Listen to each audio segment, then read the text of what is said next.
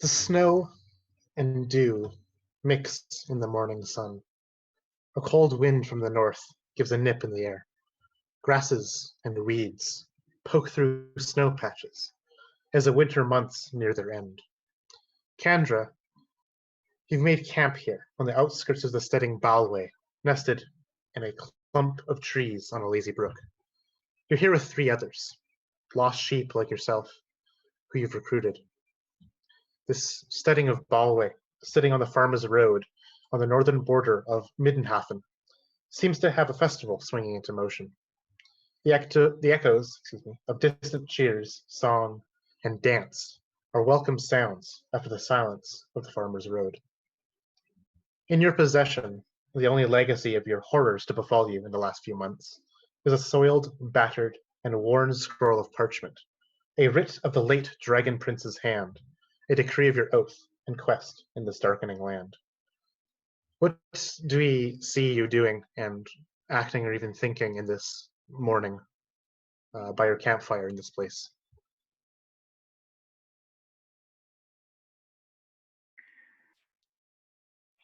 Would see Cam just sitting there, campfire light flickering against her face as she turns over the scroll in her hands, as she does far too often, her companions would probably think. And she is oblivious to the sounds of the sounds nearby of nearby people, and just going over and over in her head is the weakness that she feels within her, and that is shown upon her skin from the wasting sickness that she has been suffering. She thinks of her prince she was meant to protect, coughing up blood on his deathbed with the same affliction. And a crackle and a loud pop from the fire snaps her back to reality, and she looks up and scans the faces of her current companions. And Gothric, how about you this morning? You've traveled with these people a bit. What do you like? Gothric would be up already, probably before anyone, and would be like already well through things like morning preparations and prayer. Would have this like well-worn book, leather covered, like open in front of him, and he'd be kneeling in the snow, and like occasionally picking up pieces of it and like melting it in his fist and like drawing with water on his body and things like that, making preparations for the day, unaware of the others by choice. And how about you, Felris?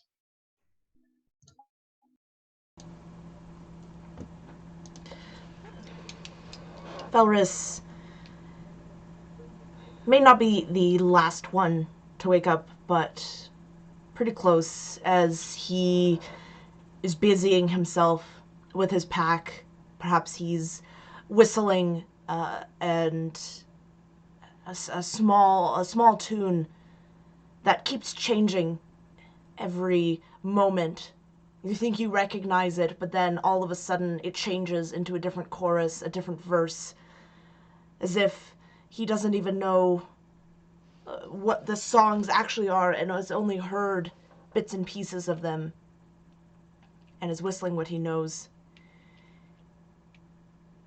He busies himself with his own pack, but isn't being very effective, not working too much to get his pack together.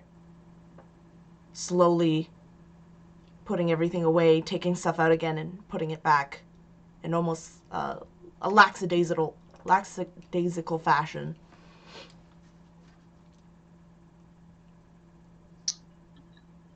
And what about you, Darren? Darren is still lying down, tucked into his robes, rolled over close to the waning fire, and with a distant look into nothing, fiddling with a small item under his robes. That thinking look he always has.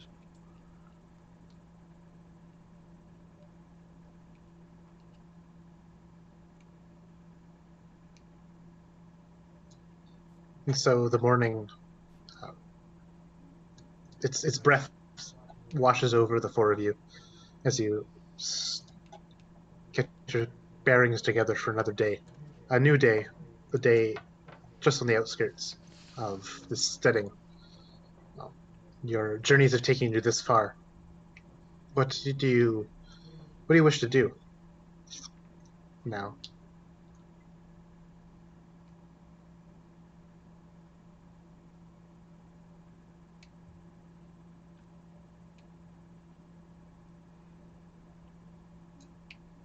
Do any of the four of you speak first about what the plans for this day are, or what the plan for this village, if any, exist? I do think that Felris would look expectantly at Kendra to relay the first order or what they will be doing.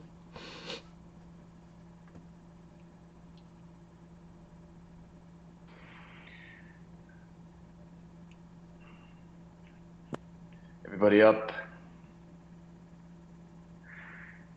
We'll get into this village today. See if we can't get ourselves driven out of it. Should be easier. Anybody got any food left? No.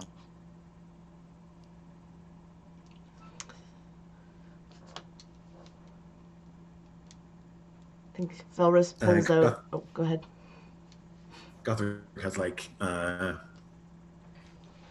bits of like ancient dried biscuit that he still has left that are pretty gross, but he like saves them for he has to like consume something with the ritual each morning, and so he like eats this tiny little square of like a biscuit, and he's not mentioning it. I think Felris turns his pack, or at least a portion of it, upside down and begins to shake, and you see all these crumbs come out, and eventually a small mouse drops and scurries away. You just hear him. Oh, God damn it. But was that your food? Your breakfast is getting away, Felris. He kind of smiles and he's like, well, looks like I'm all out of luck too.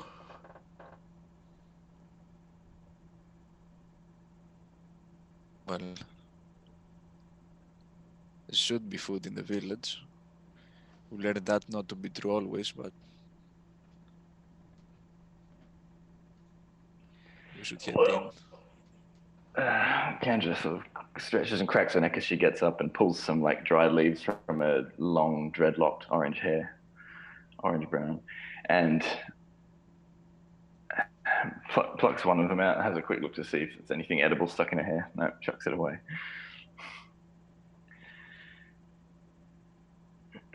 Well,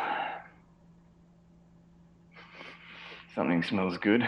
Looks like there's smoke coming from some cook fires. Playing nice this time. She says, directing that probably most strongly at Gothric, right? He does have a tendency to be a little judgy on occasion. I think that's probably gotten us into trouble before, and he'll shrug. Well, and any breakfast we can get, he says, she says, turning her attention to Felris, we'll be paying for, right? Kind of like cocks his head. I will pay for my breakfast for as long as Gothric acts kindly. Your breakfast shall be free in no time, I think.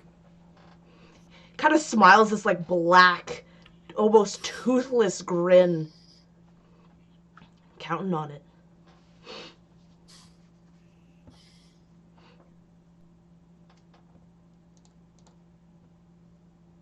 And Kendra just kind of shares this sort of eye roll with Darren. Like, these fucking people. I mean, doesn't hurt to try. Food is food, they'll grow more anyway.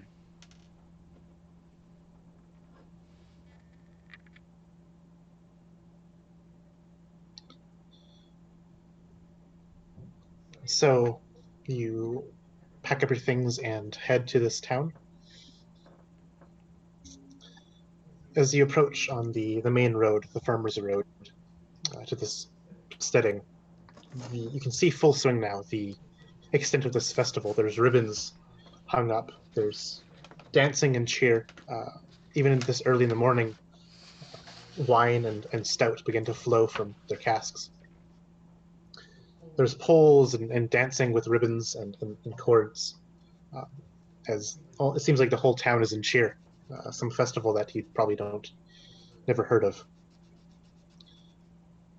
So as you approach this town, you as these road weathered, strange people begin to draw looks of confusion, discontempt, and just suspicion from the villagers and townspeople as they glimpse you, seeing your clothes of faith, seeing your clothes of mercenariness, and even other kind of garb they cannot place. They know you to be strangers, and strangers are hard pressed to find tolerance in these many towns and villages along this farmer's road.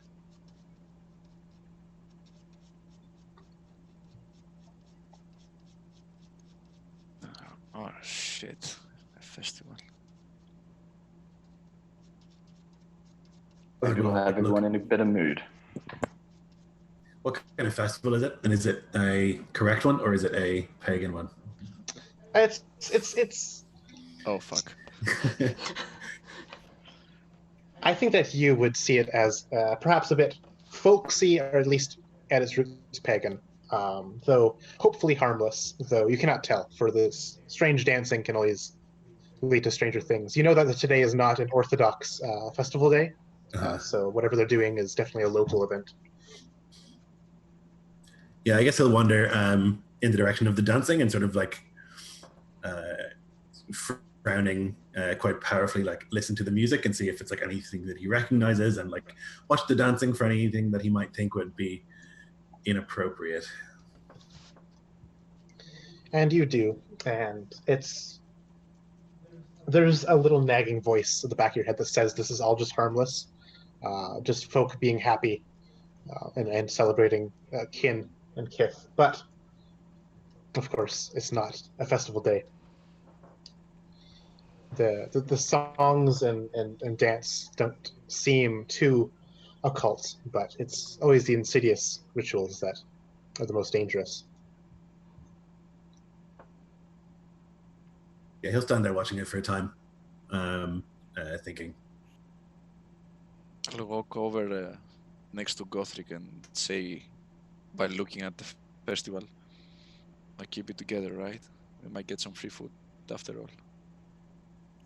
People are often generous at such frivolity. That's what true. I'm counting on. Yeah, he takes a deep breath and will nod. Yes, some free food, perhaps.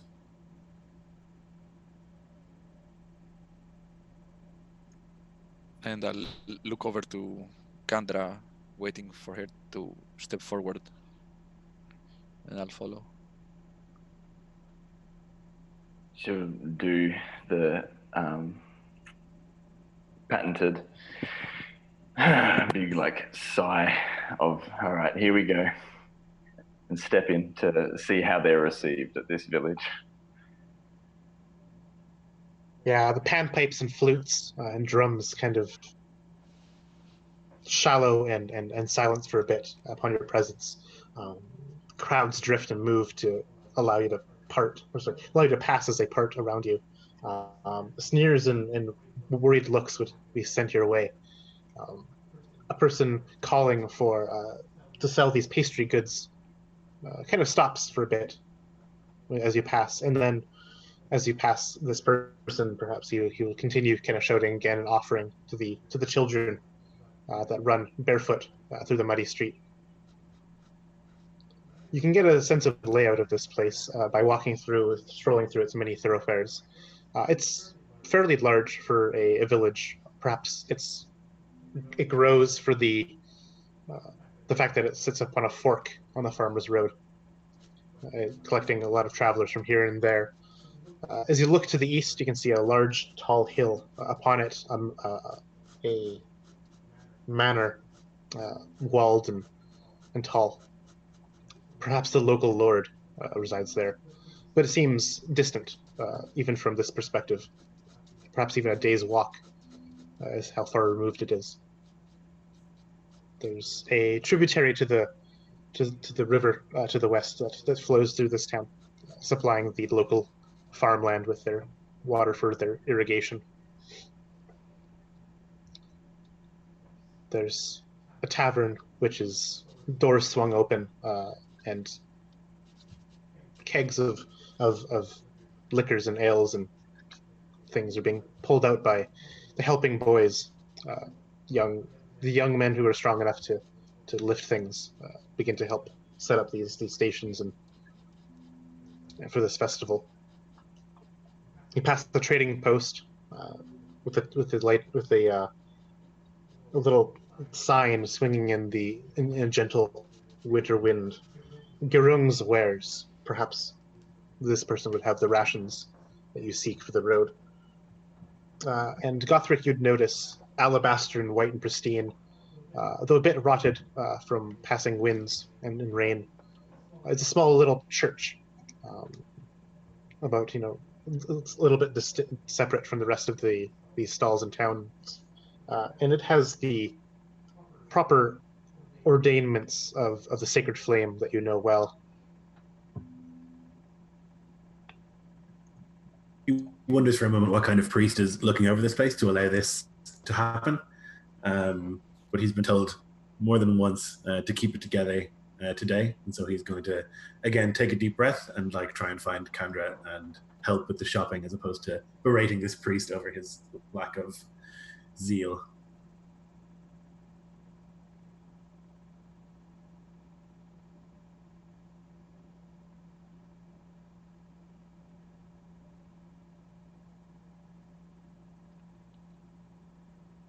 I'll walk over next to Kandra and point towards the shop and say, should we go secure some food for the travel, or and point towards the fair, or get some fresh food first? Yeah, almost in answer, her stomach growls loudly. She presses a hand on it.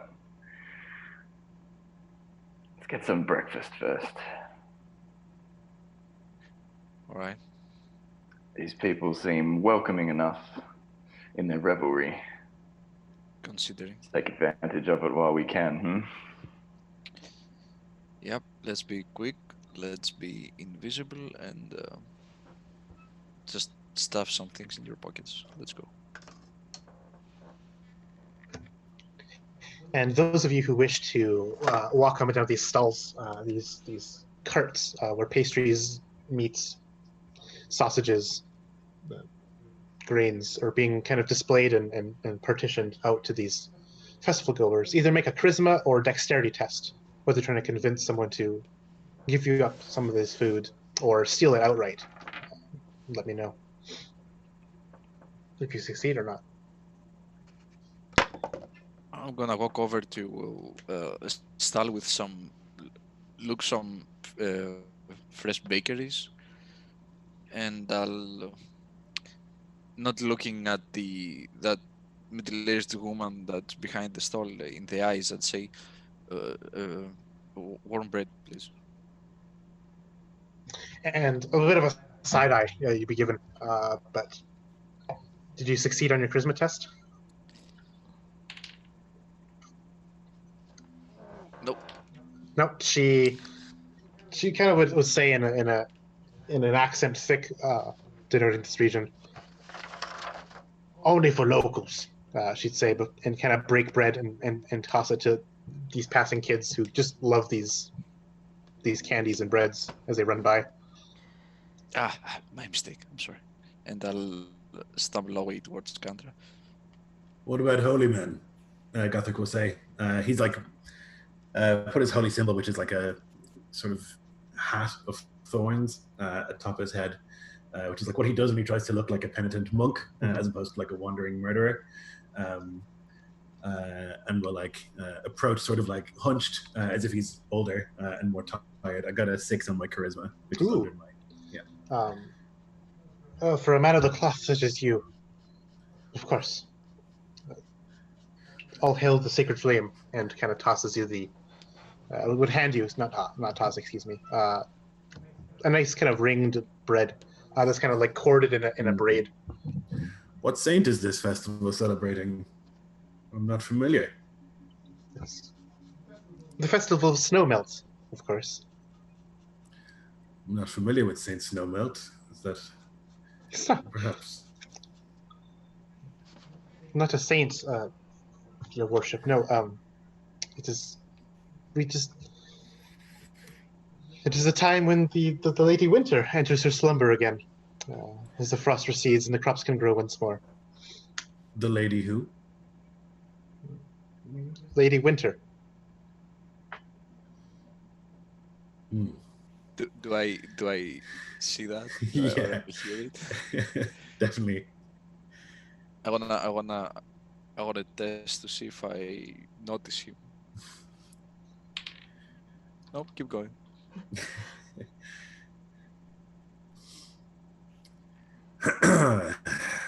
All right then. Thank you for the bread, he'll say. And he'll turn and he'll break off like a knot and hand it to Darren. It is a pagan festival. Well, good job then. And I'll put a mouthful and say, well, where are the others? Yes, and then he'll like stand back tall again and like look around if he can spot either. I think Felrus has attempted to distance himself from the others, especially Kandra, as he takes advantage of all the small children running around and possibly making a mess and taking things and just causing general ruckus as a distraction to just swipe a couple pieces of food, bread, or meat that is readily available. Yeah, so this will be a dexterity test to kind of swipe these. Yeah, I got a 5, which is under. Oh, perfect. Yep. Yeah, so you're able to kind of, with distractions and oh, what's over there kind of thing. As a person topples over these just mugs, these horns of mead, probably from your own doing, as you maybe trip that person back on purpose. You're able to swipe some of these spiced sausage links that are cooked and cooled, and put on these sticks to allow for handheld eating while people dance. Yeah, he's going to stuff most of them in his bag, but then come back around with one of them in his hand, chewing. Come back to Darren and Gothric. I see we've all been successful.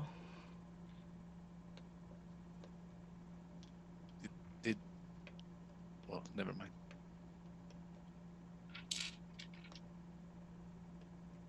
You've always been quite convincing.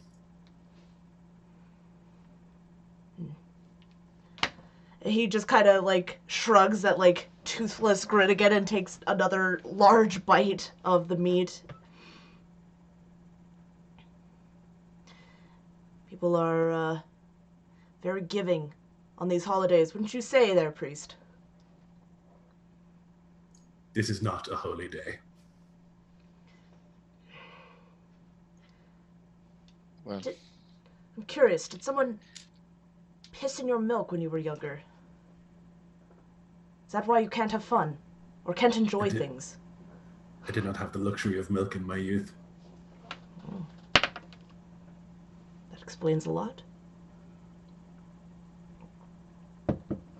Where's Kandra? What are you gonna expect of her? What's Kendra been up to? Yeah, you'd look around at Darren asking that, and you'd see that she's been pacing, sort of leisurely pacing between the sort of different food stalls and enjoying the smells, and probably scaring some kids without trying. Like they're gathering there, sort of talking to each other and laughing amongst themselves as they sort of look up at it. She's got this axe on a loop at her belt, and she's got like this big shield, broken shield strapped to her back, and she's wearing like this scaled tunic, and she stops in front of a stall that's got these loops of dried sausages, and she figures she'll try her hand at that one. She's been observing everyone else and their success, and she approaches the vendor of this stall and says, comes up, trying to be friendly. Oh, rubs her belly. Oh, the roots take me. I could eat a horse. How much for one of those loops of sausages? And she'll point. And in doing so, the sleeve on her, or just her sleeve, will sort of roll up a bit and show like some kind of marking from the affliction that she has on her arm. Because I failed my charisma check. Yeah, this poor portly man kind of reels back, seeing this just decked to the teeth mercenary, murderer, soldier for hire, just walk up, diseased by something. Please, no, just get us all sick. And he kind of stammers before saying, "Leave this place." Before like really whimpering, hoping that you don't just kill him for his insolence. Yeah, she sort of takes another step forward, getting a little bit closer into him. And he'll quickly grab the handles of this cart, and as quick as a portly man can, he'll kind of scoot it through the mud, wheels catching and turning, to take it someplace else, some far away from this afflicted creature he saw before him. Happy festival, she says. And comes back to rejoin the group, her stomach rumbling once more.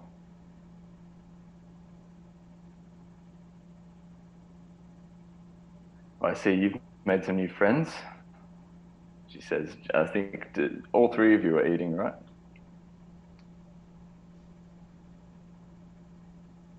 Yeah. Gothric here is very convincing. And Fedric. They do have some respect for divine authority here.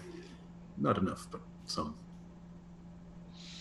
Want some bread? I'll say, and he'll break off like a little bit and hand it to you. If I do, thank you, Gothric. Falros just pipes up and he just, "Don't you worry, Kandra. I'm sure good intentions will get you somewhere someday." And if not, my axe will take me the rest of the way.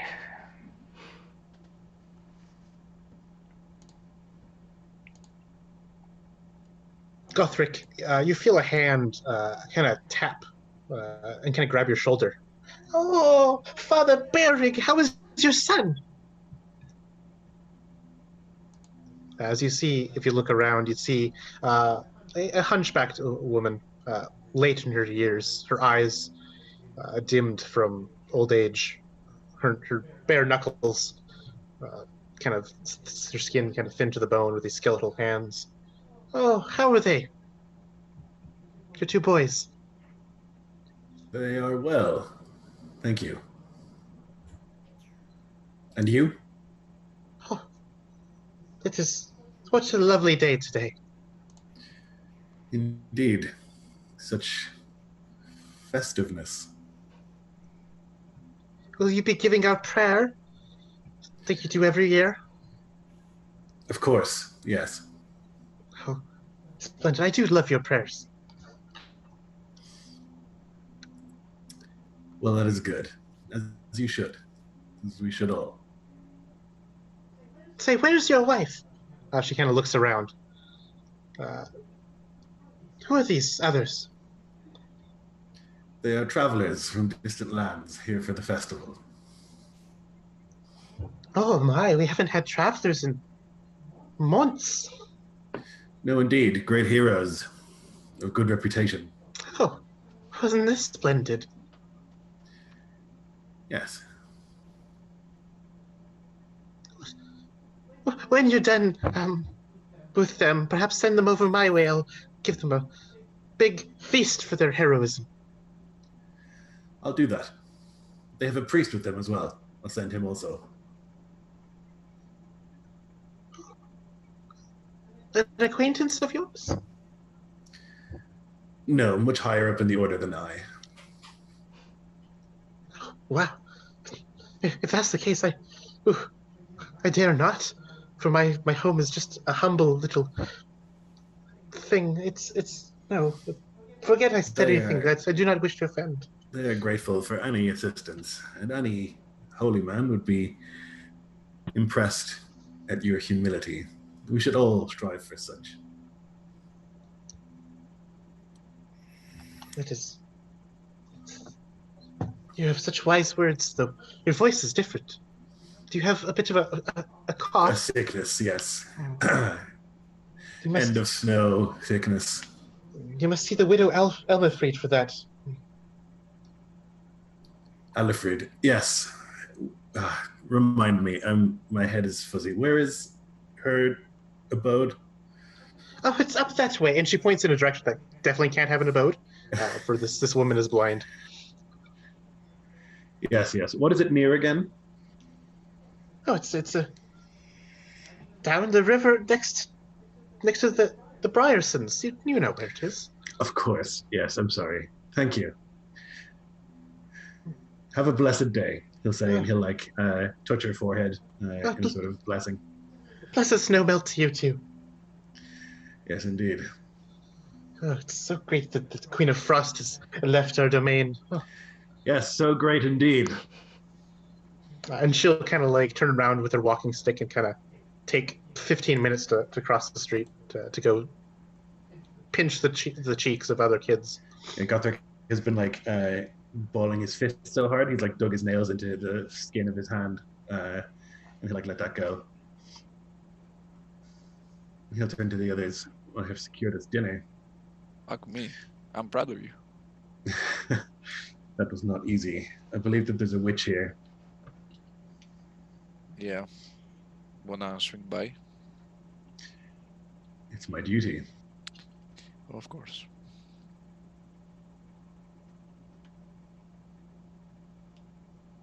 Dinner and a job.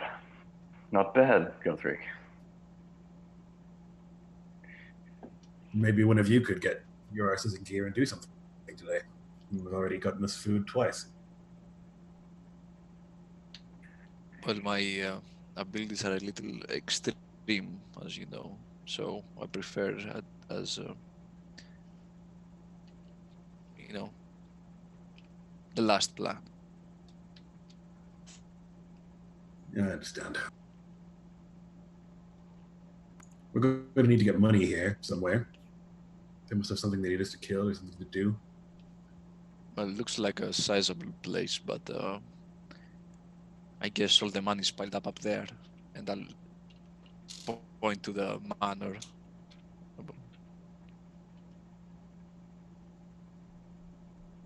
Maybe whoever's living there doesn't take kindly to witches. It's worth finding out.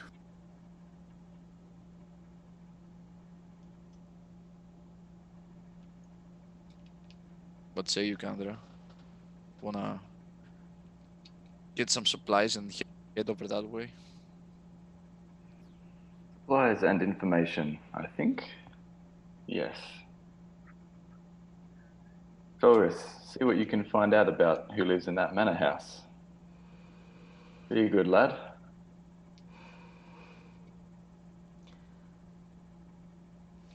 Right. He just kind of like grumbles.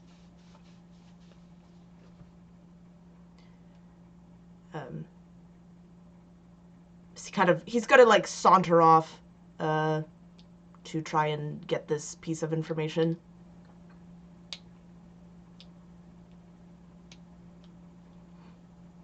And to talk to the crowds as strange of a person you are, we'll take a charisma test. I was wondering if I could do listening and eavesdropping. Ooh.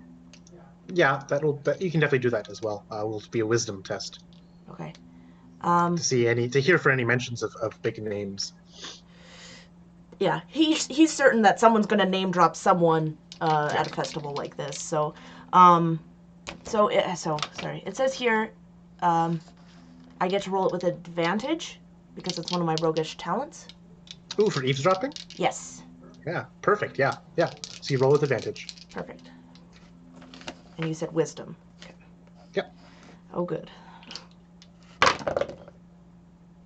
And that is a fail. Yeah, it's the people have tight lips seeing this knave that is you walking through these mud-filled streets. They're too occupied with their own dancing and cheer and getting along with friends and family to really want to speak or even speak around someone like you. Crowds drift away from you. People take their kids inside when you're near. It seems that you're just an outcast here.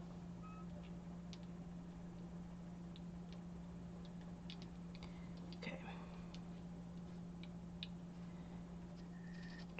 Kendra would, she wouldn't just leave it to Felrus while the rest of them do nothing. So she also would be trying to see if she could get some information about who lives in the manor house. And so I think she would go and find, I assume there'd be a wood chopping competition or something like that, maybe. Oh, absolutely, yeah. So she'd go and try and get herself to be able to sort of participate in that, to get some attention and show that she's not all that bad, and then maybe ask some questions after that. All right, perfect. Yeah, you're able to probably step in line as there's a big log, a tree that's been felled, that's been kind of propped up by a series of rocks, where half a dozen men of various ages are trying to hack and hew this log in a series of a competition. And of course, when one wins, that part of the log is removed, and a new section of the log will be used for the next batch of competition. And you're able to go to the second one of these that happen. And no one steps in your way to say, no, you can't compete. But no one really says that you could either. But I imagine you probably just step up, grab an axe that's nearby, and begin to hack away at it, which will be a strength test to compete against these other lads.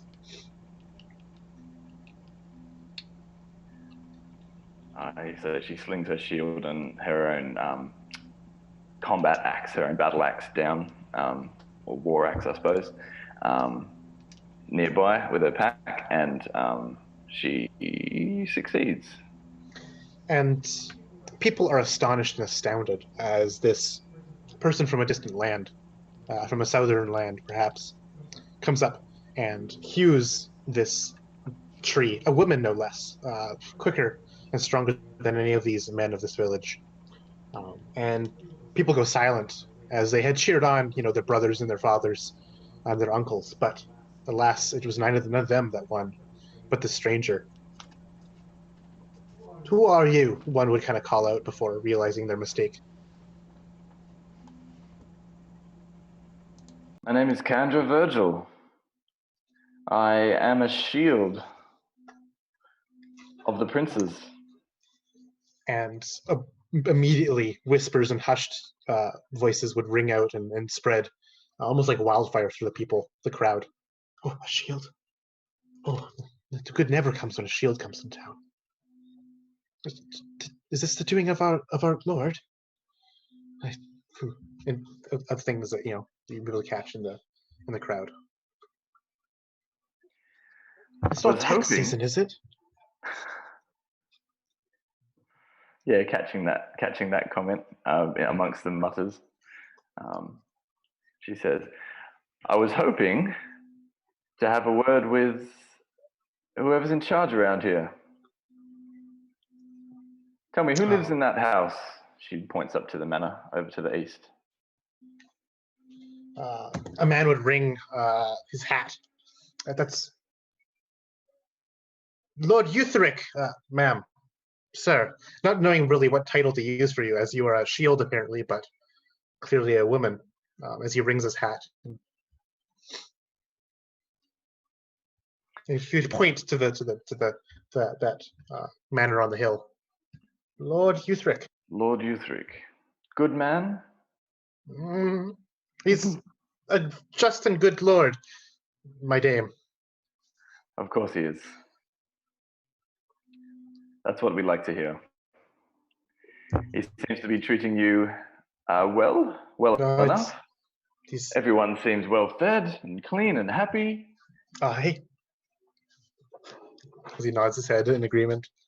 Why is he not here in the revelry, I wonder? Why is he not amongst you? Does wonder indeed, my dame.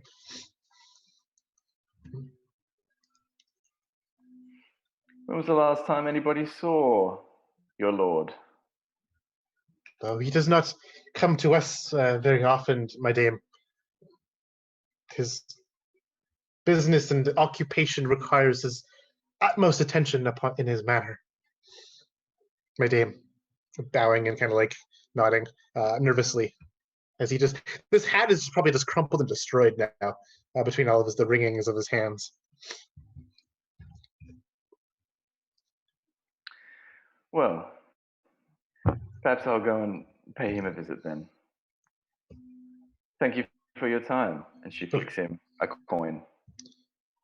And he's almost wasn't even ready to catch it. It kind of just like lands in his hands, and he's like, and he quickly just like pockets it in like the sleeve of his jacket, so that no one really else saw it. But of course, there's like people kind of see like, oh, as they kind of like realize the coin is being tossed to this man, and some squabble happens from then on.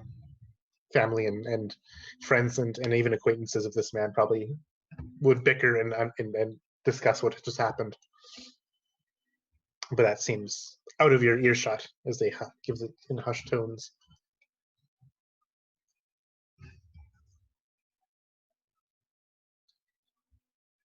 A pleasure, my dame. Yeah, she's already got her back walking away, going to try and find the other three, see if they had any success.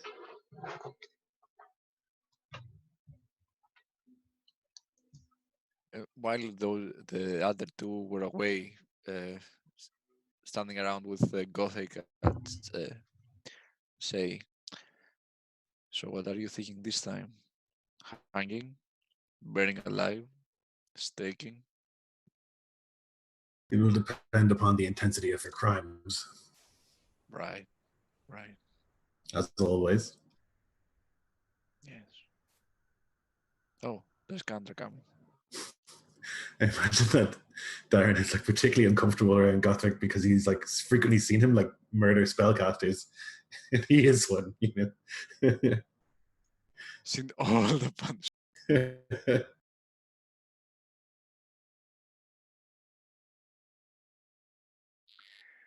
Well, I know who lives in the manor. Lord Eutheric. A fine and just lord, generous, by all accounts. Apparently.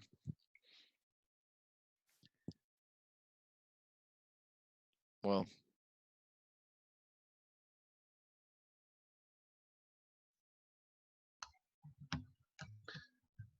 That'll be a dexterity test to steal it.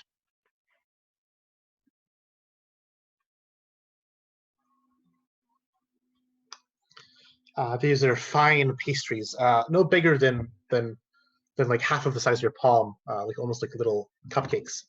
They're filled with some kind of berry jam and sprinkled with sugar and butter. You pop them in your mouth as if they were candies. Yeah, I think he might grab a couple, if you'll allow that, and put one in his mouth as he walks up to the others and pass them out.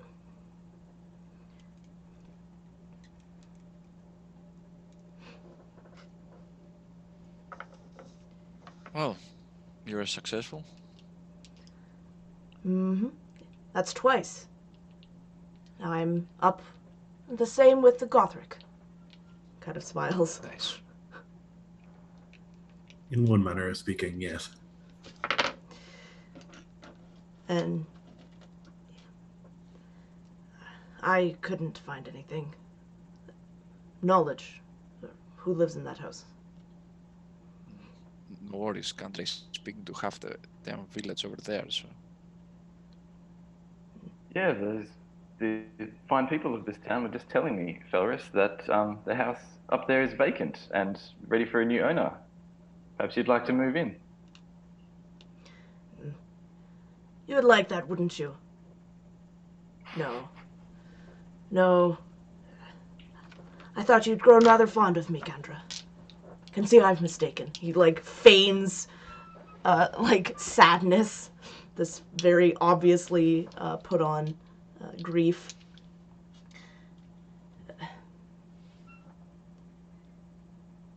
But, in truth, who does live up there? Lord Euthric, they call him. As you'd expect, doesn't come down from the manor too often, at least not to dwell amongst the people here.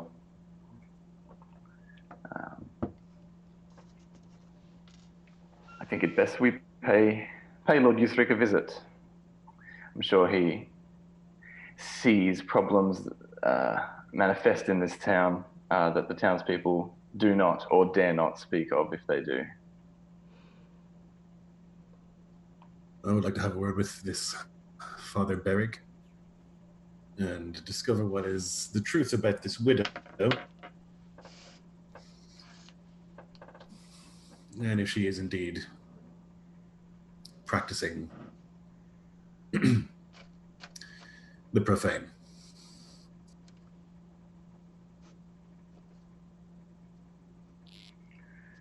Very well. And Connor, you mentioned that the manor house is like a day's walk away over on the eastern hill. It's a good part of a day away. And there seems to be other kind of hamlets also connected to his manor, or at least the domain of his manor. This is probably one of the more extant ones of his, or sorry, one of the most distant ones of his manor. Occupied probably more, or I guess given more life perhaps by the actual trade pathways than anything else. And the small church in the town, that would be where Father Berrig would be, and that's much closer, right? Yeah. Yeah, it's in this town. Yeah, so essentially the manor of the Lord is one hex away from this actual village of Balway.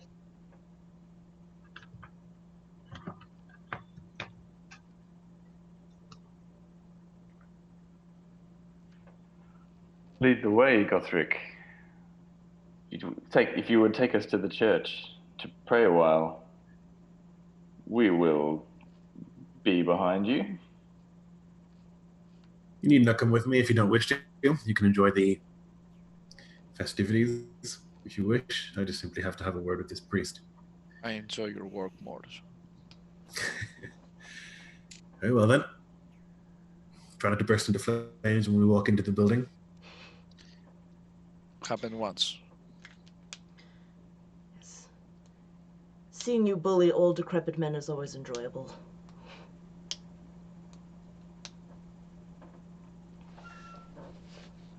Yeah, so I'll make my way towards the church then, I guess. I'll put on I mean, it's not even a disguise. It's just like a crown that's made of thorns, I guess, which is my holy symbol. And I'll just like lean on a stick that I have and go in that direction. Yeah, and seeing your holy cloth that you perhaps wear, people apart for you, whether they recognize you as an actual clerical member or even just a stranger, other ways, has the same effect. You're able to get to the church, with no issue. It's quite close and really easy to spot, as it's a bit on a hill. To the east, onto the eastern side of this church, is a humble but expansive graveyard. Seems old and well taken care of, though a bit of brambles and weeds have taken root in this place. The church itself is quite quaint and small, probably built in a time before the sacred flame even stretched into this land. So it's been repurposed at least. You can see the signs of repainting, the signs of a placard with script that probably no one here can even read, at least not the villagers. That would be much fresher than the actual building itself. Inside, you can hear a bit of not commotion, but just at least activity, as an older man's voice calls out to some others who seem to be moving about in this sanctuary, this church. As he would peer inside, the door is ajar. They seem to be setting up these banners and plants and other decorations to assemble the church for a prayer, it seems, later in the evening.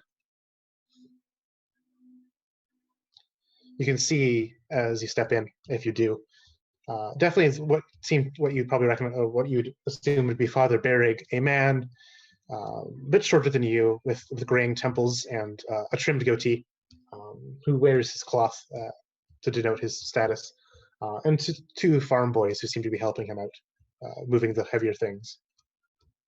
He's kind of giving them orders about, put that over there, and kind of just helping make sure that all the altar is nice and tidy, the pews are cleaned properly, things are being swept for the service today.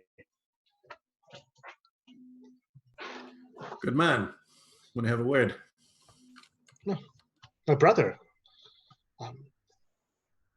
Just put that there. Hello, yes. Sacred flame be with you. As he kind of would cross his hands and bow to you. Yes, may you feel its warmth. I am traveling.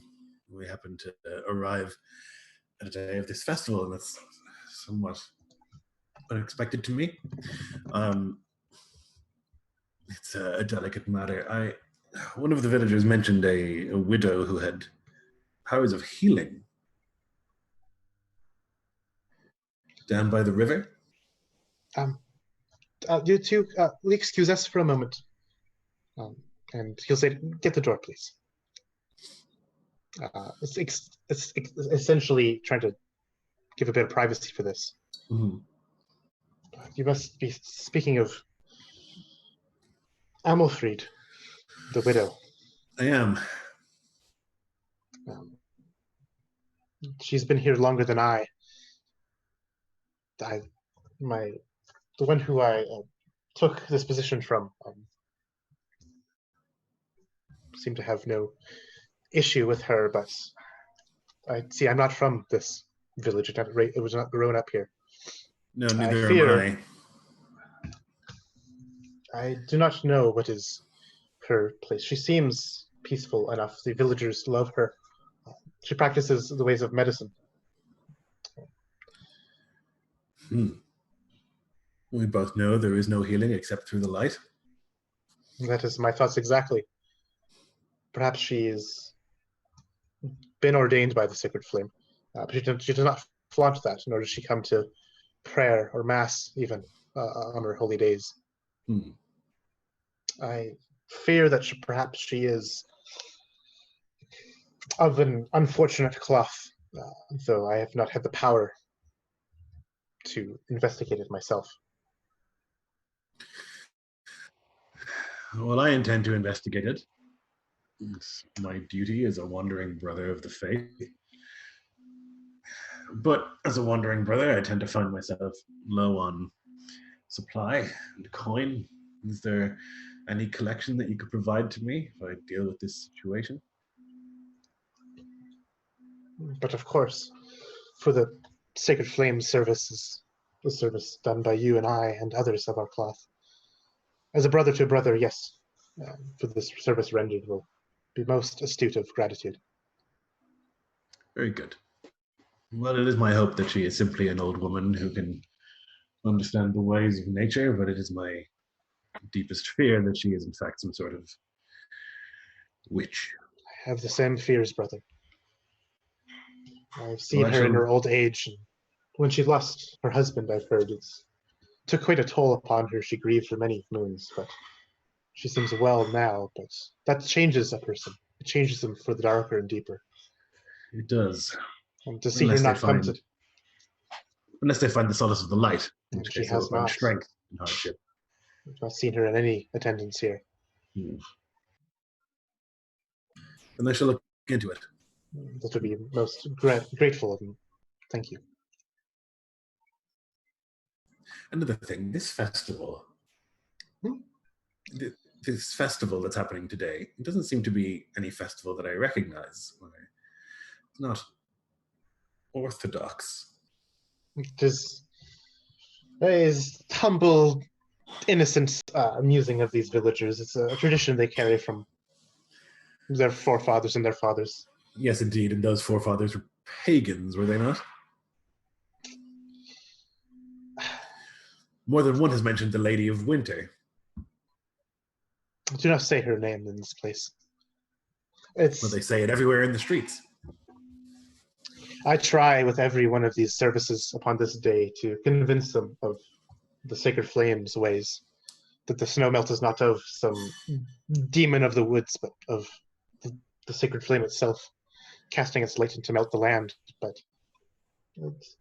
I've tried. It's been 6 years now, and they've begun to listen a bit more. It's like a man of my stature can only do so much to change the old ways of these people. I understand. Though A I man do of try. my stature can do a great deal. Who speaks loudest of it? Is there someone we could make an example of? Oh, I dare say that's going a bit too far, brother. Is it? These people have families and brothers and sisters and children.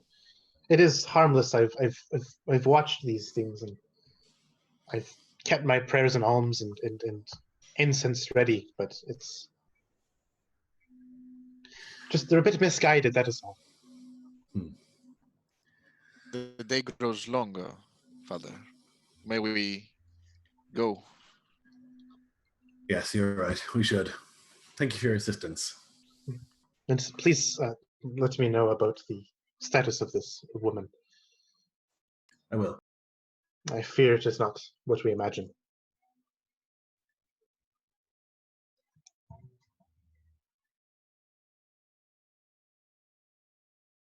With that, you exit the church, perhaps, and he'd resume.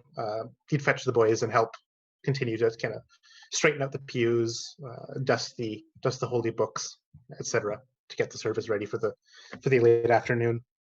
It's no later than noon, midday at this point, between all of your activities. In fact, probably a little bit earlier still. What do the four of you wish to do as Gothric comes back with his meal?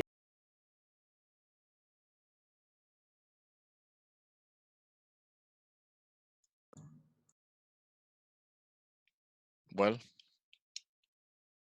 is it worth looking into? Yes, I believe so. I would first ask villagers what they know of this woman, what they have seen her do. Because if she is, in fact, a spellcaster of some kind, we must be careful. And maybe find someone that's going to pay for us to investigate. Yes, the father said he would do so. All right, that's one. You think, and I turn to Kandra, do you think the Lord is worth asking about it? I mean, it's 50-50 whether he's, you know, faithful to the Orthodox ways. I suspect the Lord will have different priorities to the Father.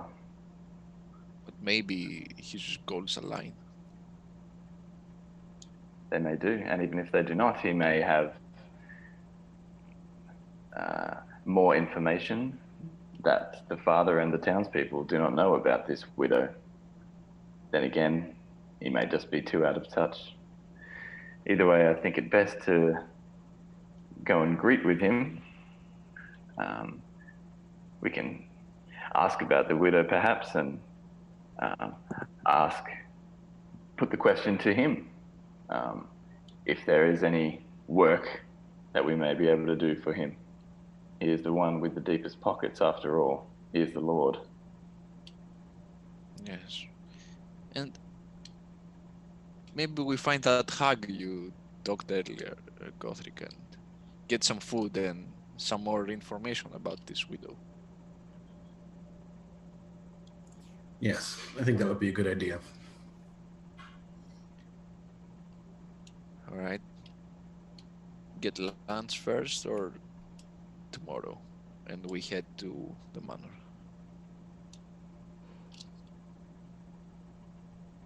What do you prefer? Well, it will take some time to walk out to the manor, so perhaps we set off first thing at first light tomorrow. Is that right, Connor? Like, if we left there now, we'd probably get there at nightfall. Yeah, that's roughly what'll happen. It takes slightly less than a day to get there. So if you left in the morning, you get there at a reasonable time. But here you'd get there at late evening, probably after the polite time to talk to someone. Let us stay and build faith with the villagers and build our knowledge of this widow. And we'll leave at first light tomorrow for the manor. Perhaps she will attend the festival. Perhaps she will, leaving her hut unattended. Exactly my thoughts. Well, we don't even know where the hut is, so. Down by the Bryersons. And where are they? By the river. Good enough for me. I'm gonna go for some shopping for supplies. Maybe you can find, where that hut is and where that granny lives, and we'll meet there. Agreed. My move would be to look for people who are afflicted with something, like people who are obviously sick or have had bad injuries, and try and talk to them about the widow, like how they were healed and stuff like that. That's what I will try to gather information. All right, perfect. And as everyone else also goes their own ways about gathering things and doing their errands, this is going to be where we take a break to refill our drinks and do things. So those watching, I will be right back.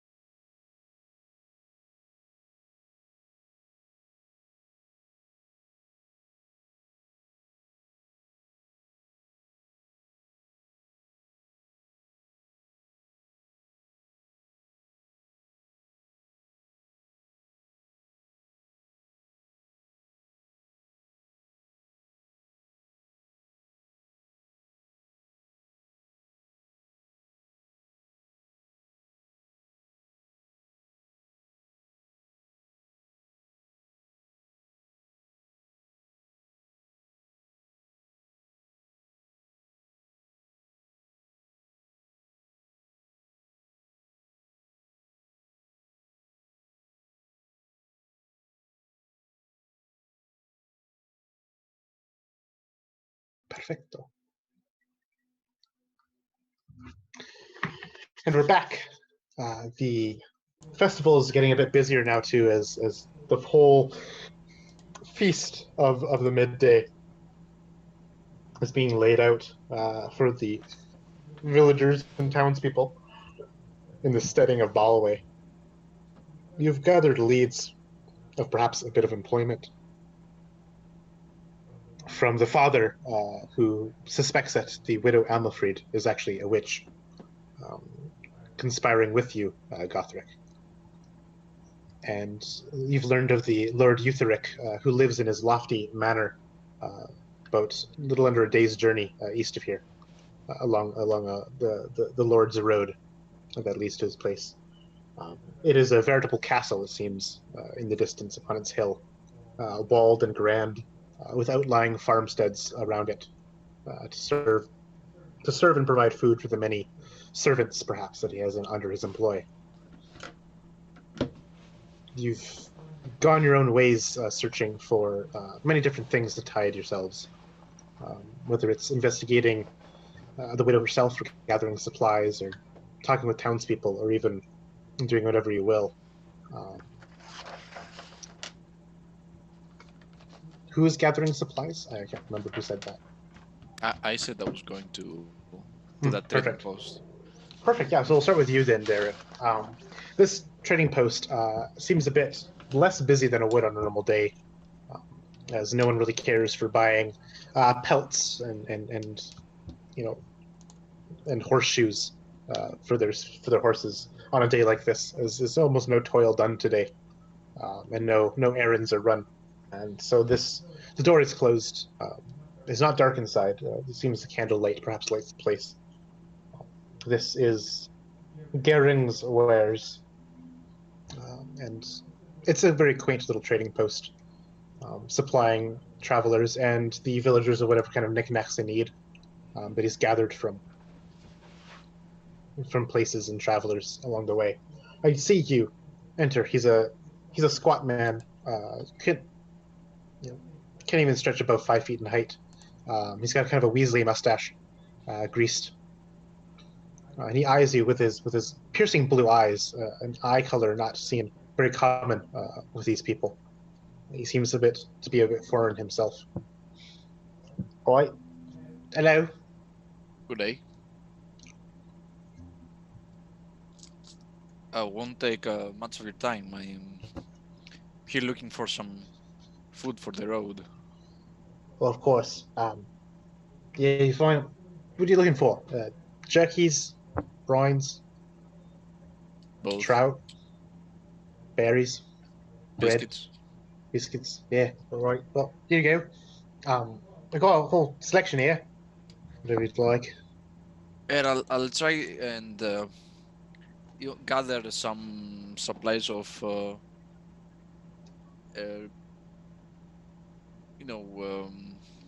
nuts and jerky and some biscuits for things that would not fall apart from the hardship and not stale easily. Yeah, and this man knows. I've learned what to pick from the days. Yeah.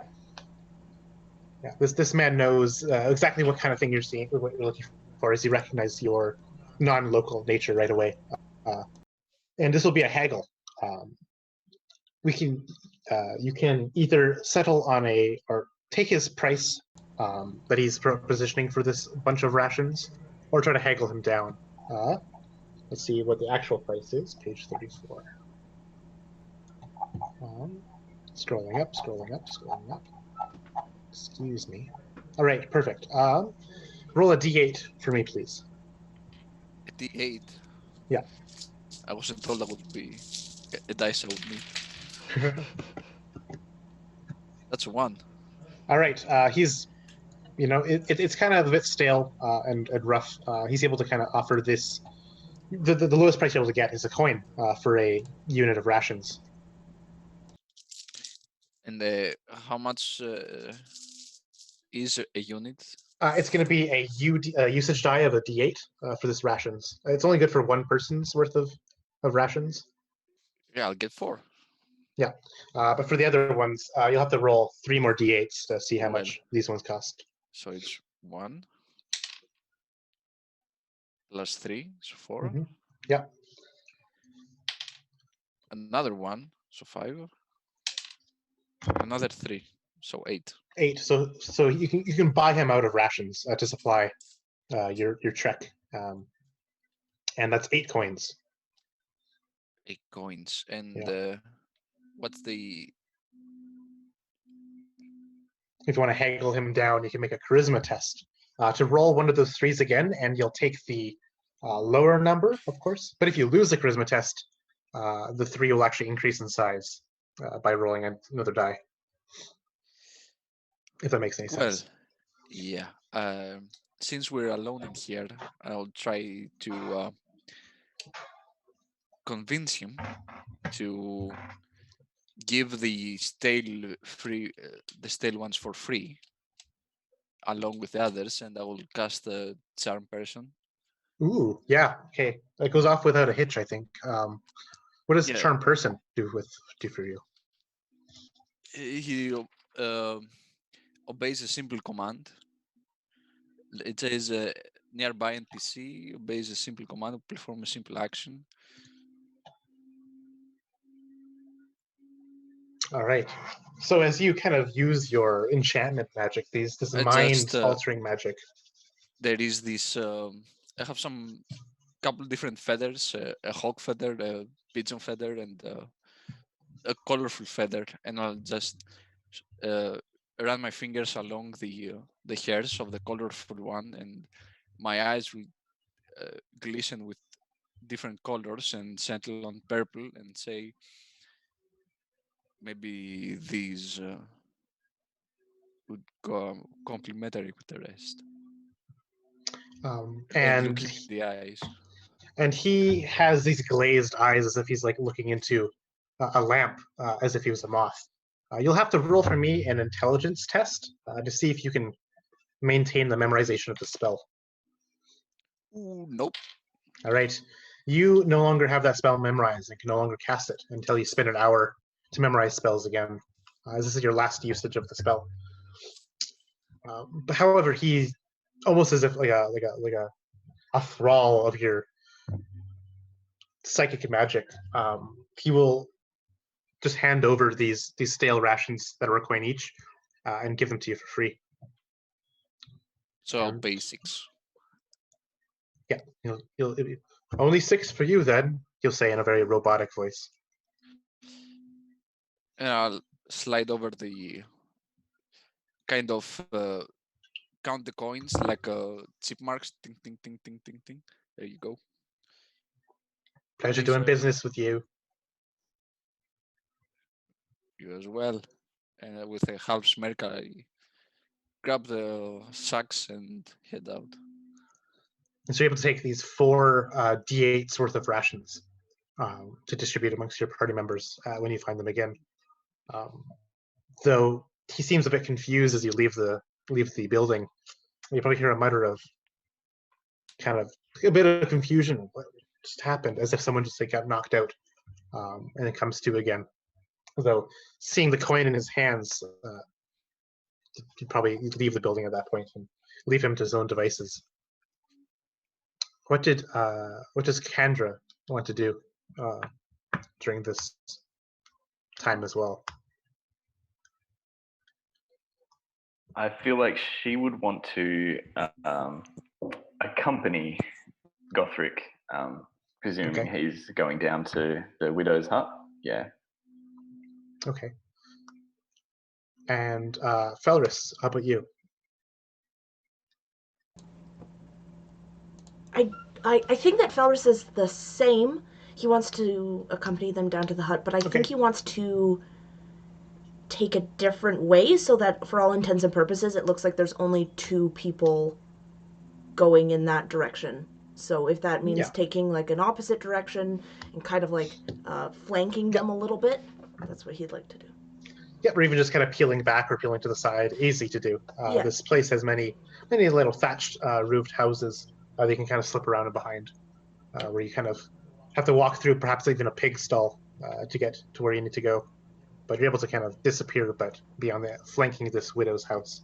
So Gothric, you're in company of Kendra to visit this widow, is what I Yeah, I was hoping to hear you guys saying. talk to some of the people in town first and get some basic information about her before we wander there, in case she is like some scary witch. So I was thinking I could like look for people who are injured or sickly or like show signs of having previously been that, and sort of just like question them about like, and how did you get healed? And oh yeah, and was it poultices that you used and that sort of stuff. Try and figure out like if there's any magic that they've seen. This will be a wisdom test to kind of spot them amongst the crowd, to discern regular scars from actual disease scars. That's a success. Yeah, be able to spot one person out. He misses his digits as if he were at one point a leper, though he does not have the disdain around him nor the contempt from others that would suggest that he's still a leper, perhaps suggesting that he got cured at some point. And he's with his one functioning hand. He's helping assemble ribbons, and he'll split off and dance at some point.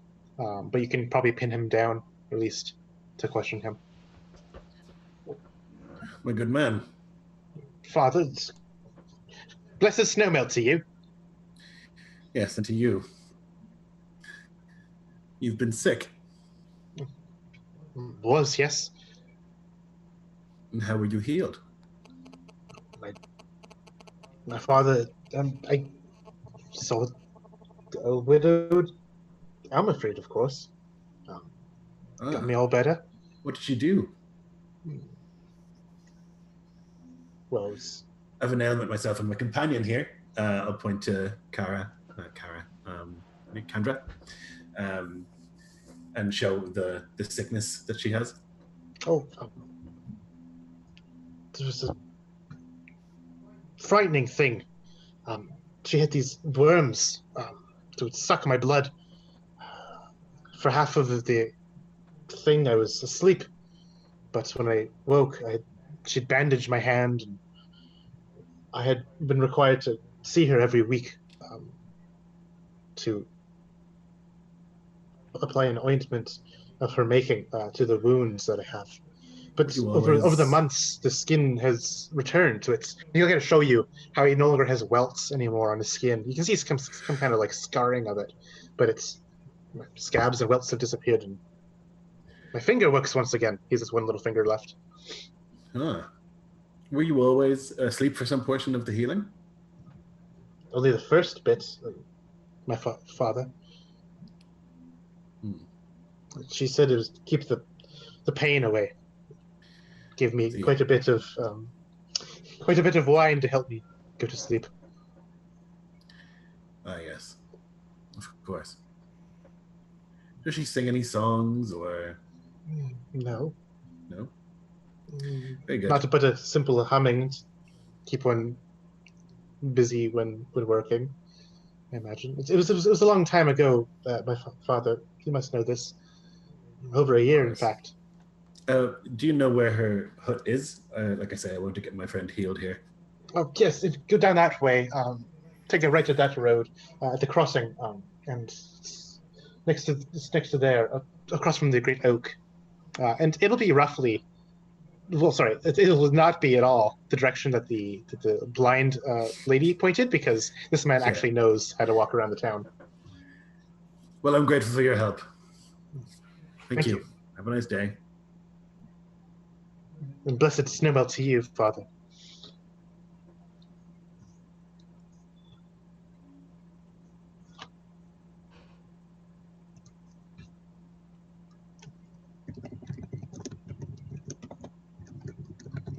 And so with that information of this this widow's house, do you pursue it directly? Do you inquire more with others?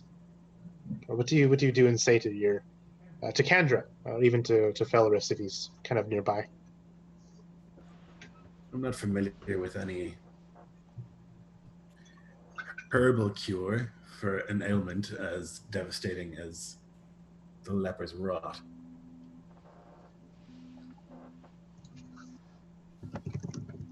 Nor I.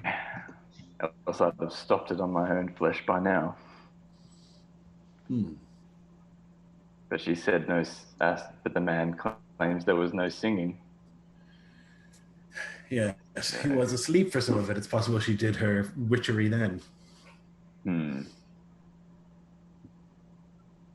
A potion in the wine, perhaps? Or a spell while he slept. Or both.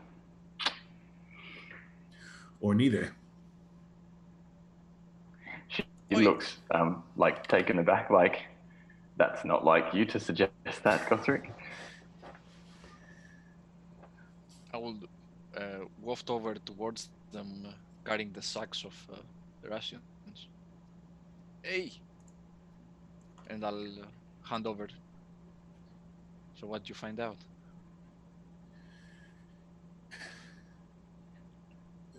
She healed a leper, the witch. The leper's rod. Yes. That's interesting. How? I don't know. He said something about worms and being asleep and some sort of ointment. Have I heard of some kind of treatment like that? You can give me an intelligence check to know of these things. That's success. You would know that in your travels, or at least talking of scholars and trading secrets, that perhaps the worms that Gothric is talking about is actually leeches, things commonly used for bloodletting to take the bad blood out of a body, so the body can get better. And ointments are commonly used in medicine as well. You know this, Darren. Though the actual make of an ointment depends heavily on the actual herbs being crushed to make it. Well, leeches and ointments sound like common practice to me, but if she was able to cure something like that, definitely worth checking out. Not only whether she's a witch or not, but if she found a way, we should know, or at least I do want to know. Maybe she can cure you, Kandra. And that too, yeah.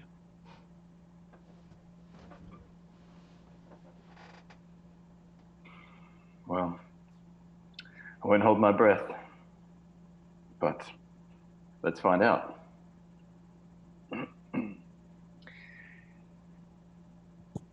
He sort of rubs, absent-mindedly sort of rubs her arm, her axe arm, where like the mark of the leper's rot is clear, and going down towards her hand.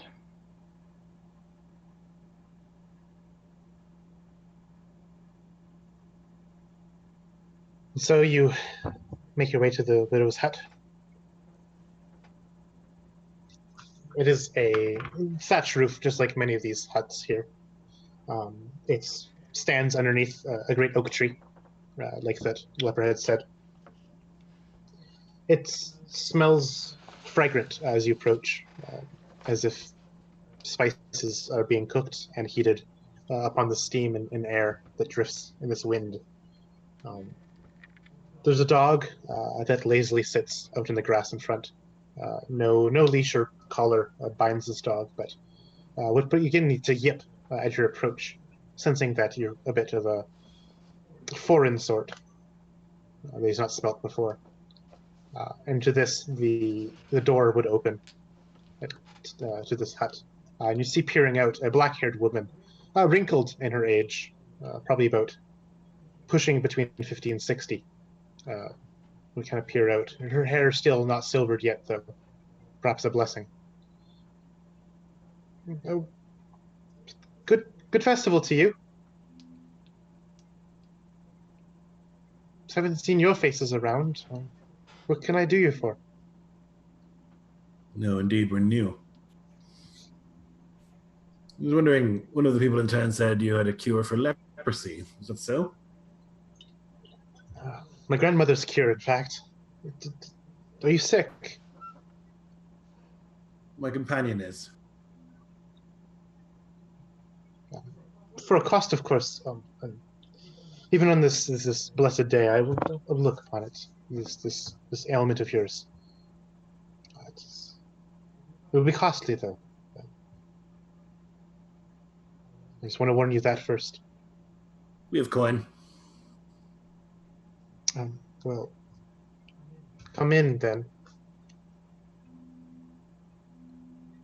What is your price first? I would know up front. Well, see, it's a long practice with herbs I can't get from here. Just be 20 coins. Cannot do it for any less. Done.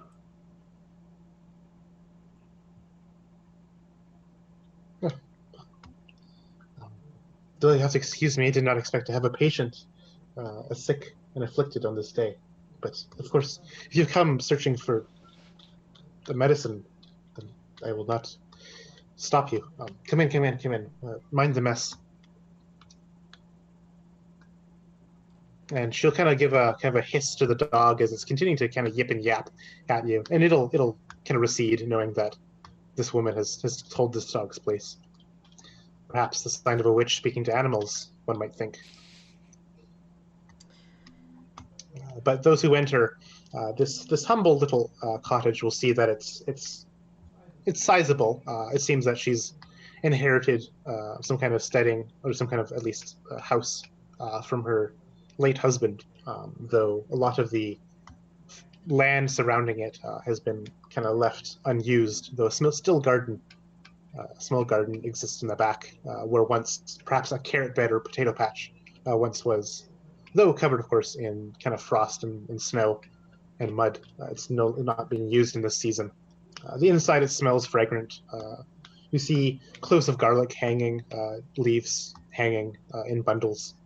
There's a kind of a wooden table covered in flour. She'll kind of begin with a rag, kind of just dusting off this table, and she'll pull it out and get you to sit with your back to the wall, where there's a chair. Sit here. Which of you? And she kind of point to you, Kendra. If you're the sick one, yes. Sit here, please. Just have a seat. And you have to show me where it is, if you don't mind. And real quick, I would just scan the room to see if it's there's supplies for medicine practitioners or any witchcraft, alchemy, to see kind of the stake of what would be these, what do these be used for? Yeah, that'll be an intelligence check to kind of use your knowledge of the stranger things. Oh, on it's a fail, right? Yeah, On. equals is a fail. Yeah, It's a fail. You see things that you don't recognize. A lot of the herbs hanging. You've no idea what they're used for. Maybe they're just for cooking, maybe for ointments, maybe some for something else. But you see jars with things in them. You can't really tell what they are from a glance, or even know their purpose. You've no idea whether this is any kind of witchcraft or just medicine, or even neither. So Felris hadn't gone in because he's kind of skirting around the outside. Is there any more buildings other than this hut surrounding? Also, other than like probably an outhouse, but like any kind of shed or? Yeah, there's going to be like a little small. It's a barn in the back, though it's fallen to rot. It's collapsed on one side. There isn't another actual house. For another bit, it seems as this is where the farmland begins. As you can kind of see off in the distance where the road continues, there's another plot, another acreage perhaps down the road a bit. But this is kind of where the city ends, or where the town ends, excuse me. Okay. Felris wants to go check out that barn. Yeah. As you kind of go through walk through the mud and the rolling kind of land of this place, you'll have the dog rush up to you, keeping its distance a bit, perhaps about 5 or 10 feet away, kind of barking and yipping at you. Felris wants to bend down kind of to one knee so that he's at the same level as the dog, and he wants to take out a piece of the sausage that he had from earlier, and he wants to give it, put it out towards the dog. Here, boy. The dog does not immediately accept this offering. Kind of just still a bit vigilant and disciplined. It seems this dog has a good sense of training.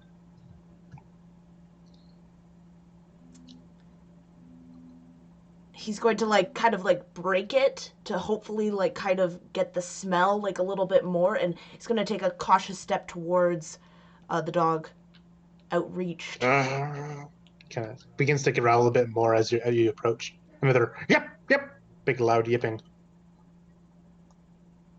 So he's trying to get the dog to eat this damn piece of meat. But as you break it, you can tell the dog's sniffing it. I'll give you make a charisma check, I guess, to see him less assuming or threatening to this dog. Okay. Okay, that's an 8, and my charisma is 11. Oh, perfect. Yeah. So the dog, I guess, after sniffing the fragrances of the sausage, would kind of begin to take a hesitant paw forward, nose it's outstretched as far as it can without actually stepping farther to kind of sniff the sausage, and sooner than you know it, the nose is actually in contact with this piece of sausage and sniffing it. And if you let this thing happen, the dog will pry it from your hands with a kind of a teeth and tongue and pop it and chew upon it. And distracted, this dog seems by this chewy bit of sausage. That's a good seems boy. You have a bit of a moment, yeah. And he's going to turn back towards this barn and just kind of have a look.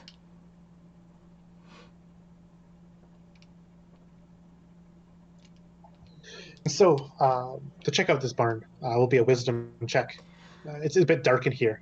You'll probably need some kind of source of light to make this wisdom roll. Okay. So I do have advantage when I'm trying to find secret things. Ooh. Would this be all right? Secret thing? Okay. This would be a secret thing. Excellent.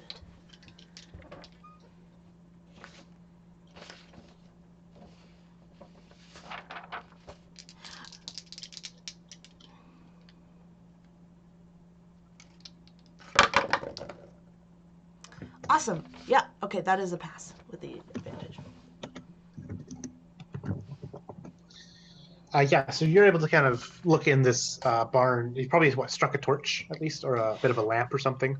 Yeah, I'm sure he probably has some sort of something small, cloth binding. Even even just a matchstick. Yeah. Yeah. Yep. Yeah. You have a small little matchstick that you use to kind of strike this place. Maybe even just grabbing maybe just a piece of wood and striking on it, catch it flare. This barn seems vacant, empty, dilapidated. The straw that's rotten, mildewed on the ground. There's the stables, the compartments at least where you expect cattle to sleep and live, but there's no cattle here anymore.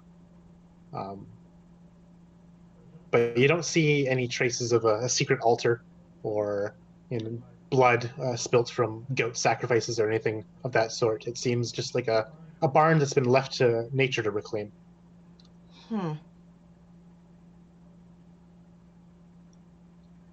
kind of a little bit perplexed, because I'm sure Felris in his time has heard the stories of witches, and you'll happen upon their secret altar, and there'll be goats and screaming and not seeing any of that. Felris would put out the torch and head back towards the main house.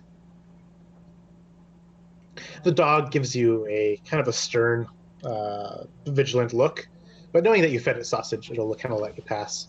Though it kind of trails you a bit, and keeps an eye on you, or at least a nose on you, as dogs are more blind than we think. We'll go back inside the house while this is happening. Kendra, you seated on the stool as this woman has asked you to remove your armor to show her where your ailment afflicts you. What are the three of you doing in this hut when she asks this?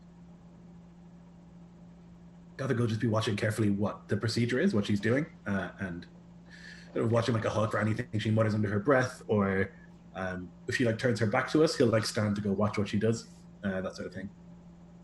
All right, perfect. I will just stand in the corner and be ready to, record the steps of the procedure. That would possibly be very valuable knowledge if she can actually pull it off without any magic. And so, Lloyd, can you have Gothric make a wisdom test for me, please? As Gothric is vigilant upon this woman. Vision he is, it's a 6, which is well under. Yeah. So you're keeping a close eye, and you will be notified if anything happens of that sort. But for now, she's all she's asking is just to take off this armor. I wish to see it. Chandra, do you do so? Yeah, absolutely. Yep. She puts her shield and axe down, and yeah, with no shame in terms of undressing, but like in terms of just generally being naked, but with some shame in terms of the leprosy. Like it's people hate her for it. So she take off her scaled tunic, and then yeah, with a little hesitation, then just shrug and take off her whatever undershirt, long sleeve undershirt that she wears. And this woman will kind of give it a close look, and she'll kind of like poke with a finger, not directly the afflicted area, but kind of the skin around it. Does that hurt at all? Perhaps maybe it's a bit tender around these areas, maybe not. And she'll kind of just assess this. Is it sore here? No. This is not something I've seen before. It's not the leper's rot. I haven't seen anything like this before, actually. It's a wasting, but it's leaving behind these strange scars. And she kind of traces these almost like spiderwebbing scars that appear out from these wounds. Traces them with like a stick, like a probing device, I'm sure, not her fingers. She's using her finger. She's using her fingers? Okay. Yeah. As germ theory has not evolved in this civilization yet. Mm.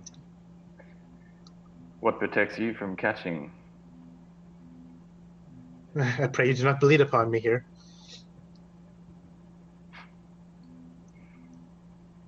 I'll try not to. How long have you had this? How long has it been festering like this? I think it's been a couple of years, right? Yeah, you totally just make this up. Yeah. Yeah. Yeah, 2 winters. It's quite a long time to see untreated. And it's not sore here. And she's like poking ever closer to the afflicted area. It's so strange. Oh, It is a there. sore spot I see. That's the only spot where it does give pain. Everywhere else is just a mark. I fear this is not the leper's rot at all. It's nothing like this. I'd expect it to spread and go to your digits in the exposed areas. It's just remained here like a creature almost. It sits and slumbers rather than spreading like an unquenchable fire. 2 years and only this much spread. It's remarkable, but dangerous. I see it reaching your heart here soon. If that happens, perhaps it'll be your last day. I must warn you, I have not seen anything like this, and I do not have the cure or treatment for this as readily known as leper's rot or a sniffle or a cold or even a bit of festering. Then we do not have the coin for you, she says, standing up abruptly But- and moving to put her tunic back on. Very well. I do have an idea, though, for this. There is the blood of a creature, um, rumored to live around in these hills. Its blood is said to cure any illness, though I've not had a vial of it myself. Though it's just hearsay and rumor from traveling folk that come here in passing moons. If this creature exists and the blood is true, then perhaps I could try to administer it to you to heal this strange blight upon your skin.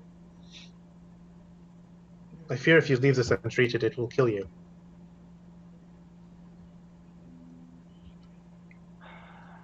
I fear that too, she says as she slips her armored tunic back on.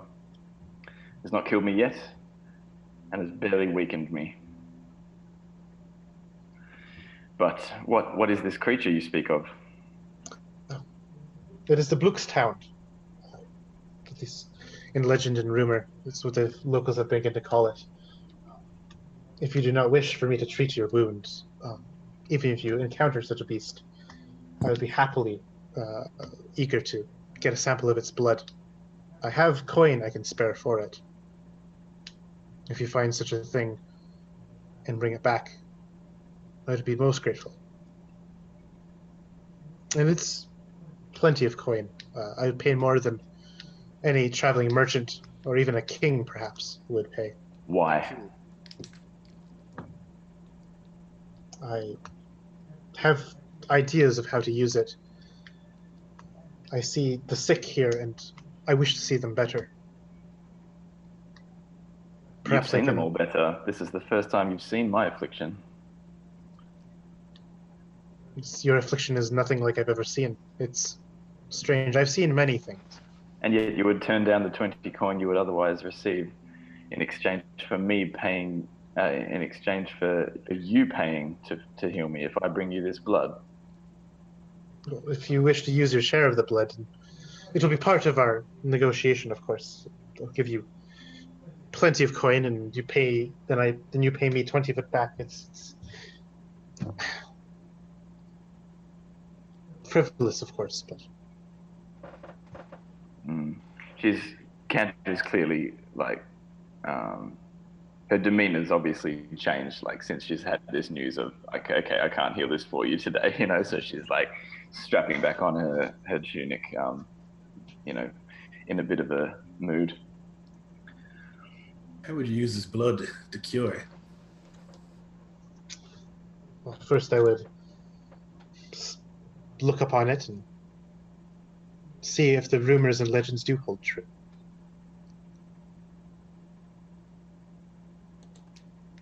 I do not wish to use any medicine which may not even work. I will keep skeptical, you could say, of wives' tales with this blood. 50 coin it would be, if you give me a vial of the creature's blood. Would you be willing to share the knowledge of your treatments instead of my share? That would take weeks for me to have you as my student. But if you wish, it would be good to spread the knowledge of my grandmother. Weeks for to write down the treatment. It's more than just a list of things you must do. It's time, measurements, methods, a gentle care, a mother's touch. All these things are required to heal those of their injuries. Just the steps. I will be fine with that. But if it's not the family secret or anything, that's what I'm asking for. And she kind of seems a bit hesitant. And for what cure do you wish to know?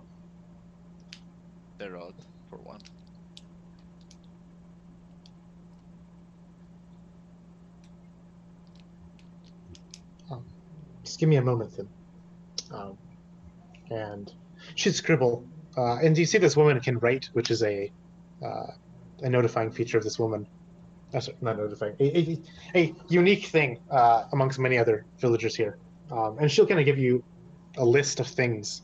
And it's about 20 different things in this scratch. It's not a very good calligraphy. And she's definitely not a scribe in any kind of way. But she has memorized her letters pretty well. Gives you a list of about 20 things that, though she writes no methods or boiling methods or any other kind of thing, it's just an actual just ingredient list for this cure that you ask for. All right. That's all I can write down, of course. To show you how to do this properly would take weeks. And a patient, you'd have to shadow me as I do my craft. Don't worry, it should be enough. Thank you. So, going for a job. What say you? And I look to Kandra. 50 coin for some creature's blood. Yes. Tell us some more of this creature. What do you know? I know it to be a terrible beast. Its stories tell of it ripping apart livestock. People have seen it, of course, in their drunken tales. I've heard one man came through here with the story of it dwelling and ravaging the sheep of the eastern farmlands to here. Next, the ones that border the wood of the fanged wheel. They say that it lairs there, but of course, tales always get exaggerated, don't they? When told from town to town. Yes. Do you have a description of it? I have not. No one has seen the beast and lived beyond those who tell the tales. It's unclear, but it seems it lunges on all fours, looks like a wicked, feral monster, like a wolf, perhaps. I do not know. Perhaps even a bear, even, or something that some have called it to fly, and others say that it slithers on the ground like a snake. The Nothing. stories are never in agreement. Very well.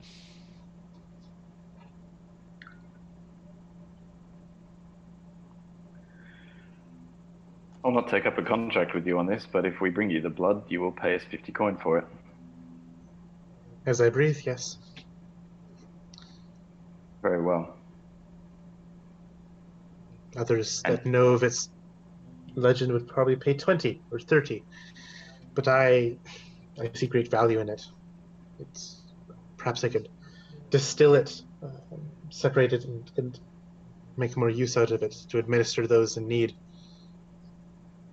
So I will pay 50 to get my claim upon it. A noble cause. I try. Such my grandmother would say. What uses our gifts if not to help others? That's why I wanted those steps. Knowledge is power, and power can be used for good. Is there anything else I can help with? Or do you wish to partake in the festivals? I was about to head out to myself to join the feast. Alas, we tried, but they didn't take too kindly to strangers. This town, of course, has its ways. If you'd wish to be of help, I have a stew, and just give it a taste, perhaps. My tongue has gone a bit cracked and old and dull in these years. Does it taste good? And does it need a bit more cinnamon or sugar or salts, or even a bit of ginger or garlic? Now look over to Gothric. There's no power on earth that would make him try the stew. doesn't like soup is what he means. But we should get going. It's growing late. Very well. Have a blessed snowfall. Snow melt, excuse me.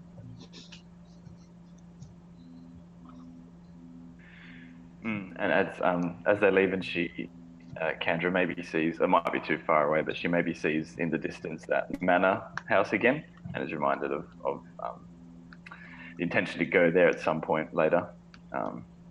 And she just stops to ask, "What can you tell us of your lord?"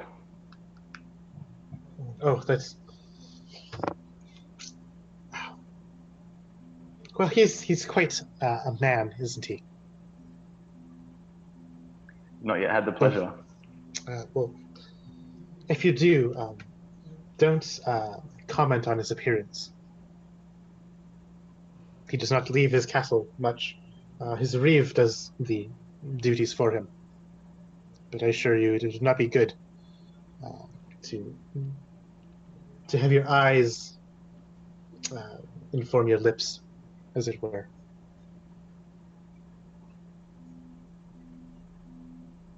He has some affliction. One could say that. Though not an affliction I could easily fix. Nor has he asked me to.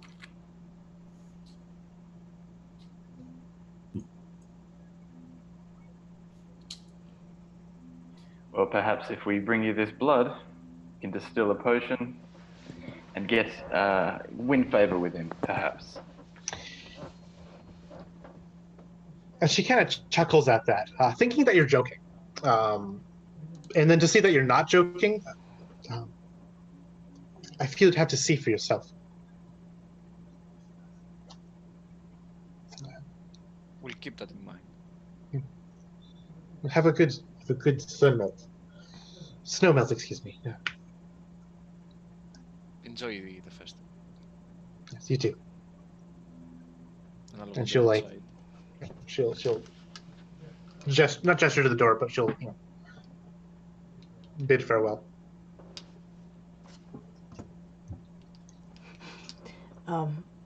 If you'll allow it, I can imagine Felris is just kind of leaning up against the side of the house, having kind of listened in, and he's petting the dog, giving it small pieces of the sausage. Yeah, the dog is nudging your hand, trying to like weasel out a clump of sausage from within your grip.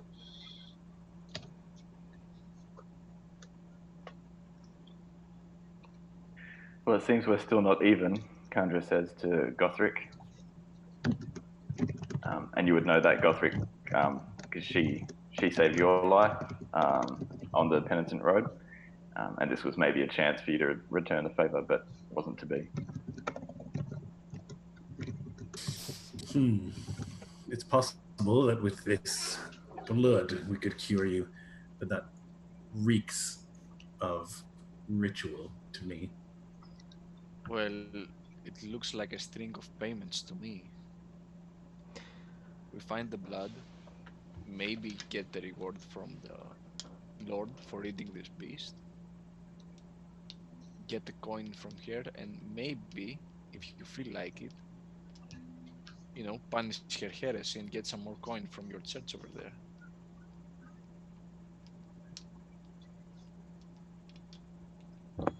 Yes. It's worth considering, at least. If there's a possibility that we can cure you, Kandra, then we should try this beast. I feel we still need to know more about it before setting off to slay it. Maybe we found any poacher or hunter in this village. Someone that gets in and out of the woods. Maybe those lumbers over there that you shamed.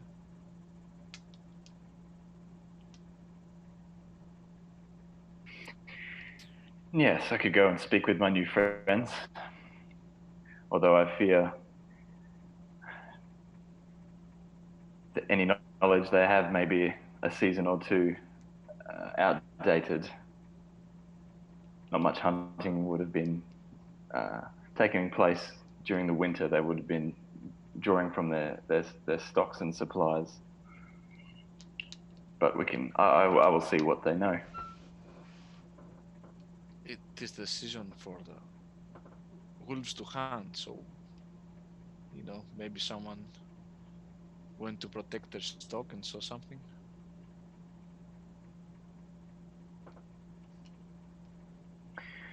We'll need to separate the superstition and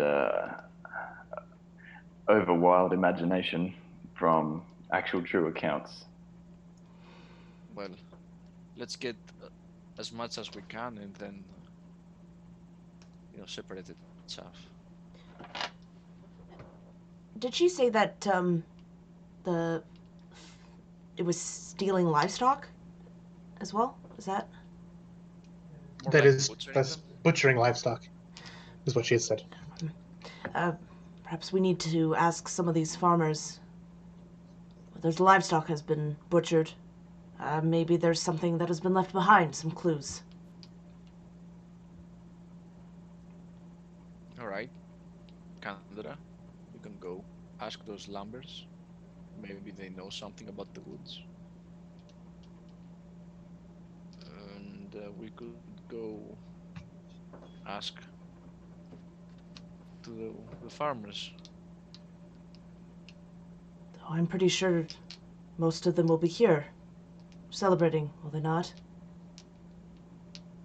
Might be difficult to let's ask look them. for the Well, their tongues may be loosened by the merriment and ale, yeah. although it There's also will usually berries. takes a lot of ale to loosen their tongues to the likes of us. She said, sort of rubbing her chest where the marks lay. Maybe we'll, stay behind our holy man over here. They seem to at least respect that. Yeah, so then I guess my plan would be to like go and corner farmers who seem to be drunk, or like sort of put my arm around them and do a sort of like, I understand. It's a celebration, blah blah blah, and then take them away and then ask them about this hound and what they know about it, because I think drunk people will tell me a lot of bullshit, but there might be some nuggets of truth in there somewhere. Yeah. For that, you have to give me a charisma test with advantage to take advantage of these drunk, loose lips. Okay, with advantage I succeed, just barely. Yeah, you're able to pull aside a good handful of these farmers individually. They tell you stories. Most of them say, "I don't know about this thing. Go ask, Jorge." Kind of just like pointing to a different one that probably knows something, and then you kind of track this one down, and it turns out that actually you track down his brother, and then you have to tell a secondhand story. But you essentially learn that none of the farmers in this parish seem to be afflicted itself from this beast, though it's been a scourge of the eastern ones, the ones on the other side of the Barrow Hills that split the east and the west parishes. Though they fear that the beast will drift westward to this parish. And you'd know from the lay of the land a bit that both these western and eastern farmlands are all under the domain of this lord. And these eastern ones seem to be on the edge of this fanged wield that the witch had spoke of too. Though they talk more of how they fear their own livestock going when the creature comes to hunt them. And you'd get a story of, well, I think it's something that came out from the southern places when the night fell upon those lands. Speaking of which, the Bleak Fall, which you probably have heard rumors of. With that information, I would tell the others and suggest that we speak with the Lord, because he probably wants to pay us to get rid of this thing, so we can get paid twice for the same job. That would be ideal. So we'll have to journey, I guess, in the morning, start moving in that direction and speak with this afflicted lord, we could maybe, kill two birds with one stone and get enough blood from this thing to cure you and him of whatever sickness he has. I think his sickness is probably greed or something, more likely than like a physical sickness, but we'll see. Or he just was born funny. I don't know. Yeah. And so the festival just comes into full swing now as we're going to late afternoon, beginning of evening. Is there anything that you wish to do as the festivities go into full swing and as the sun begins to set, the dance and song begins to get, comes to its almost its climax. It's just big sounds and dances and jolliness as drunken farmers waste away this evening with joy. I would just, give the idea to others. Maybe we should look for a place to stay the night before everyone is out. Well, we can go have dinner in the hag's house, in the old blind woman's house, and stay there probably. I could convince her, I believe. Excellent idea. Perfect. So you're able to, even through just talking to drunken rabble, to find out where this old blind woman lives. Oh, old lady Eleanor, down that way, next to the river. Be careful though, she's a bit blind, that one. And directions to the place is easy to get, as the drunkenness allows everyone to talk a bit looser. You pass by a brawl that's beginning to break out between two hot-headed youths, invigorated by wine and mead. And this little house, it's on the opposite side of the river. You have to cross a little bridge to get to, and there it is. You see the shadow of her form in the lamplight.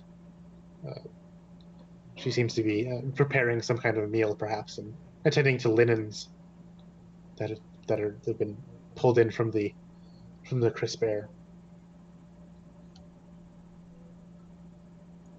The woman. Father Beric, is that you? No, I was sent by the father. Oh, of course. Your lordship, please. Come in. And she'll open the door to you. And you can immediately just feel the warmth of this place billow out from the hearth to battle back the cold air that begins to kind of settle in this evening. It's a lovely home you have. We're grateful. Oh, blessed by the sacred flame it is. Thank you for your presence. Oh. And she kind of like does a combination of like bowing and crossing her hands. She doesn't really quite know what to do in the presence of someone as high on the chain of command as you said that you would be. Is a strange way of putting it. How many have come with you, your highness? Excellency will do. Thank you. Pardon this old one, but Excellency. There are myself and three others. Oh, wow. Very, very well, yes. My bodyguard, my scholar, and my ward. Of course, well, such esteemed. Yeah, it's exciting for old Eleanor. And she's kind of like giddy with this just prospect of having guests. You get the sense that she's probably very lonely, as all of her loved ones and family have probably wasted away in their years or moved away or been stolen by disease and plague. She'll quickly assemble this longer table that's probably been handed down from generations that can seat all five of you and perhaps even like three more, as this probably would have been the house of a great family of many kids could feast at.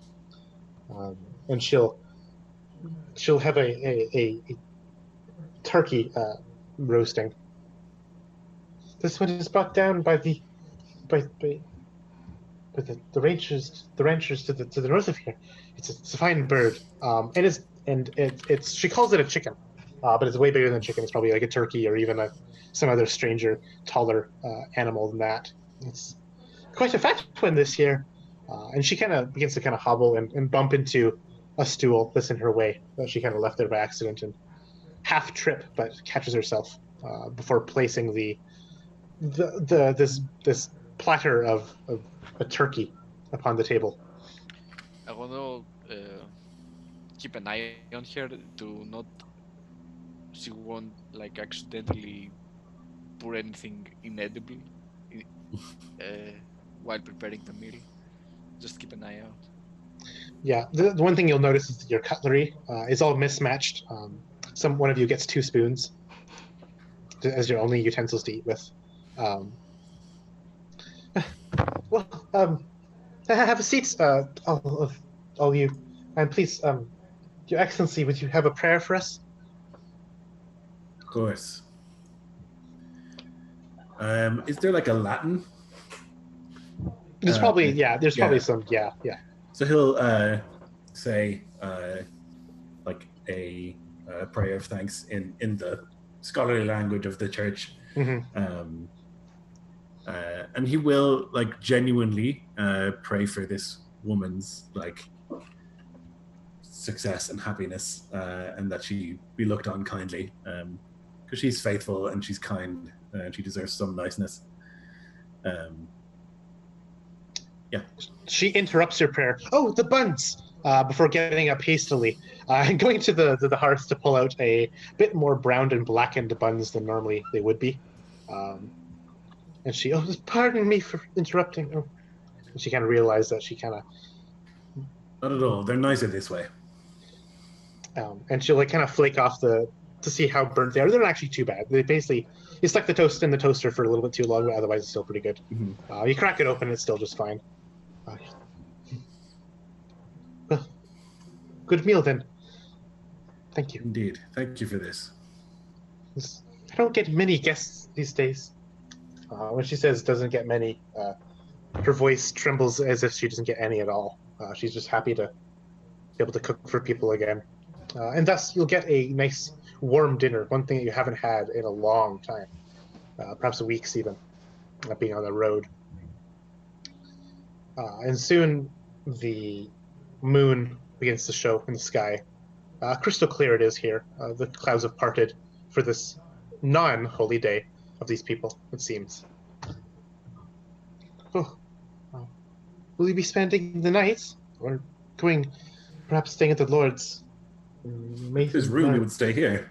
As I say, it's good to be humble, and we should not lord ourselves over others as much as we can. Oh, I would be delighted. I have some spare rooms. And she kind of leads you down this hallway that she kind of bumps into a wall. She has to kind of like balance herself a bit. This is my daughter's room. And my husband's, at least to the next. And the twins. She'll reveal 3 rooms that one could sleep in. But there's 4 of you. And my room, if you will, Your Excellency. I'll sleep by the hearth. I will not take your bed from you. I wouldn't have it. Oh my. Oh, you're so kind. You're such a good man. If you And need he'll sleep wherever. It's like comfier here than it's been in weeks, regardless. Like we're inside, and so it's luxury regardless. You know? Yeah. You slept on dirt and rocks literally last night. So yeah. Please make yourselves at home. If you need anything, just holler. But this, that Eleanor has good ears. She does. She kind of makes sure that everyone else is settled down before even suggesting to go to bed herself. And I would, while checking on my room, I would say it's quite a spacious home. You have a big family. Oh yes, I did. Lots of family. They aren't with us anymore. But they're at peace. They are. The sacred flame has guided them to a life of eternity and bliss. I see. Well, may the flame light your way. Oh, Good night. You too. I would just tuck myself in the bed. Mind the shelves. Don't want to hit your head. I don't know there's no shelves in this room. Ah, yes, thank you.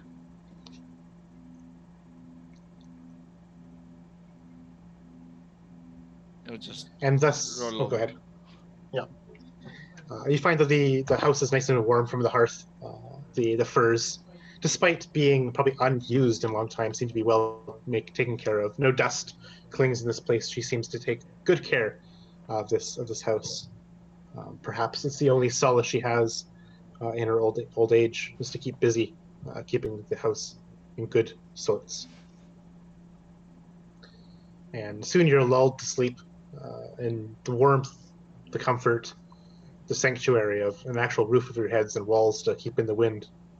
As day would break, and those of you who would wake up first would do so, to have a new day and a new adventure.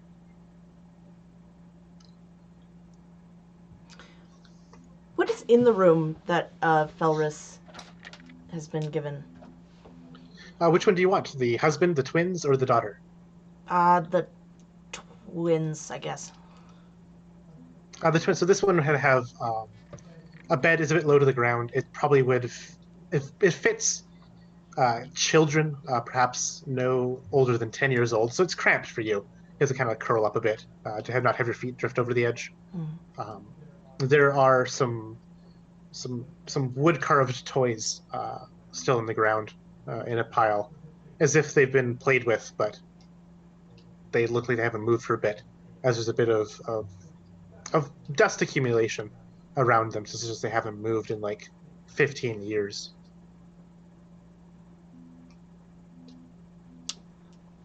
But pretty sparse otherwise. Yeah, it seems like any kind of decorations or belongings of this place have either been pawned off. You can probably see like places that things were hung that no longer are. They're being pawned off, or just this family didn't really have much to go with to begin with. But you do kind of see places where maybe there was a painting, or even just a rug or a pelt hung on places. Felris picks up one of these toys and he's gonna look at it and kind of spin it around a little bit before putting it in his pack as he comes out of the room in the morning.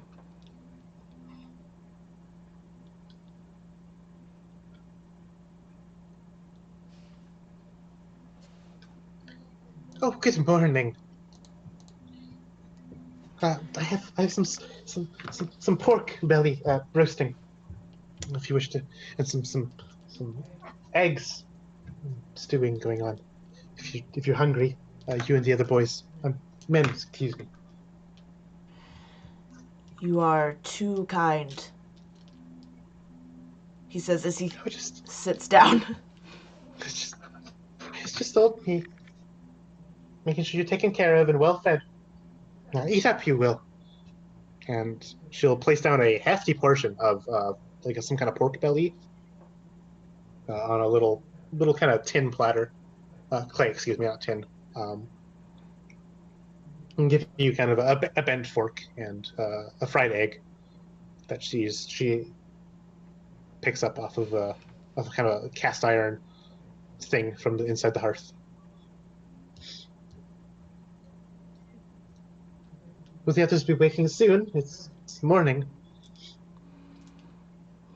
I'm sure at least one of them is already awake, saying their morning prayers, morning vigil, whatever you call it.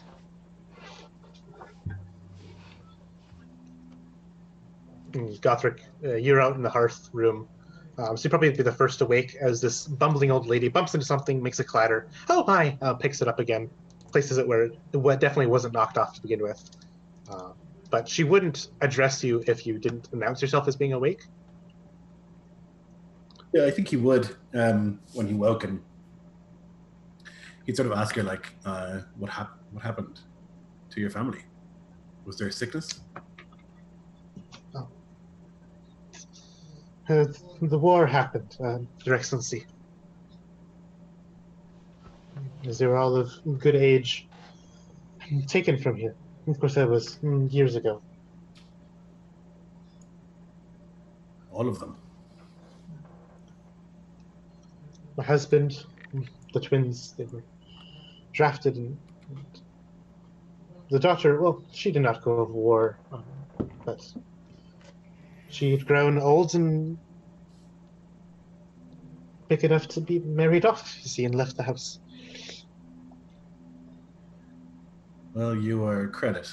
You remain happy in spite of it all. It's your faith, I assume. It's faith and just remembering things that were good, and always seeing the sun shine in the morning.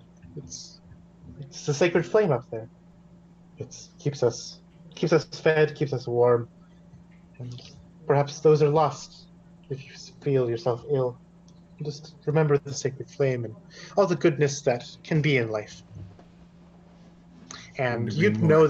you'd know that she's kind of a bit twisting the idea of the sacred flame here, Yeah. kind of just like boiling it down or kind of Mhm. devolving it to whatever she thinks it means to her. Yeah. But she's faithful in the correct way, so Yeah. Gothric is fine with it. Yeah. Yeah, and he'll just make small talk with her and sort of like encourage her and use this like persona to make her feel like she's done a great job. Yeah, and she'll have served you before even Felorus was awake. Then with like a cut of this pork belly and an egg. To help with. Oh, you're such a good man. As you probably like lift something heavy for her, and probably even butcher this pork belly properly. Right. She's cutting it a bit askew, and she almost slipped and cut her finger without even noticing. Thank goodness you were there to kind of take over. And soon the others you'd awake as well. Just probably even to the smell of sizzling pork fat to reach your nostrils and just waking you up. Yeah, I would, after waking, just take a bit to review my small black leather book and just clap it closed while I exit the room and join the others.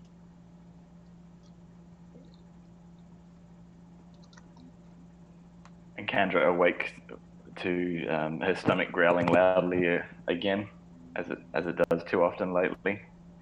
Something she's still not used to, even after a couple of years now of living sort of on the road, rather than having her meals served up by the kitchens of Black Citadel or whichever sort of castle or keep she was sent to guard at the time.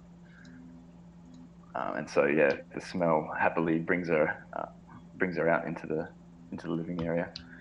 After sitting there as she does every morning, this little ritual of turning over that scroll from her master's in her hand and contemplating how today will I get closer to my goals. Yeah, and just like that image of your dying liege in your mind haunts you. You have the haunting echo of his last words living and resounding in your skull. And this scroll, this writ, is just a testament to what really needs to be done. Though it kind of lingers in the back of your mind. I don't know if you had something in mind for this kind of, but I have unopened orders as part of my inventory. So I'd like to think that it's a scroll that's still sealed, that she's not yet open. I do like that. You've been told the contents of the scroll, probably as it was handed to you, but you have never opened it yet. Yeah, I like that a lot. It works for me. And without any other incident this morning, besides a little blind woman trying to serve you guys breakfast and send you on your way, you'd be able to easily have a nice meal to fill your bellies and leave without the chill of the wind and cold and night getting to your bones like it did last night. Yeah, I guess our plan now is to head towards the Lord's house. And it's a long journey.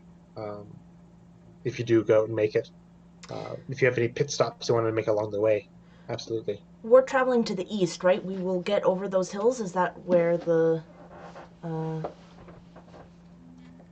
place is? You'd be going to the beginning of this kind of stretch of hills. Yeah.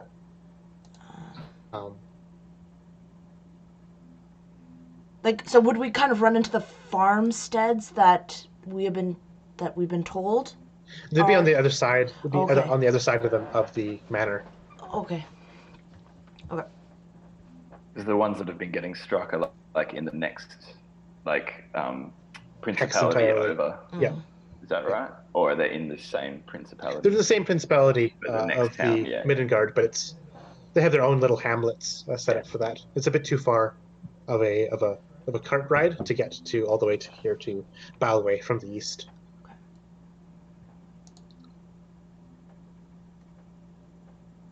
And so the journey is long and it's well past midday, even early to late afternoon. As you arrive, you see the grand. You can only call it a castle at the top of this hill. It's great and walled. You see peasants toiling, trying to clear the snow and begin to work the soil. Now that the mud is beginning to encroach and the snow melts in these lands, the animals are let loose again to range, to clear up any kind of debris and dead plant matter. The castle itself is as I said, very grand, but it's as you get closer, you realize it's more of an illusion, really, of the lack of anything else in the distance to really measure it against. As when you get close, it's not as big as it looked from a distance. And as you climb up the trail that winds up to it, you'd pass a man on a donkey climbing back down. He seems a bit distraught, sweaty of a brow. But otherwise, he would kind of give you a good distance and not say any words as you pass. Unless you, of course, do something.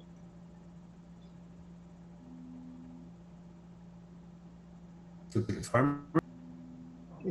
Yeah, definitely has that sort about him.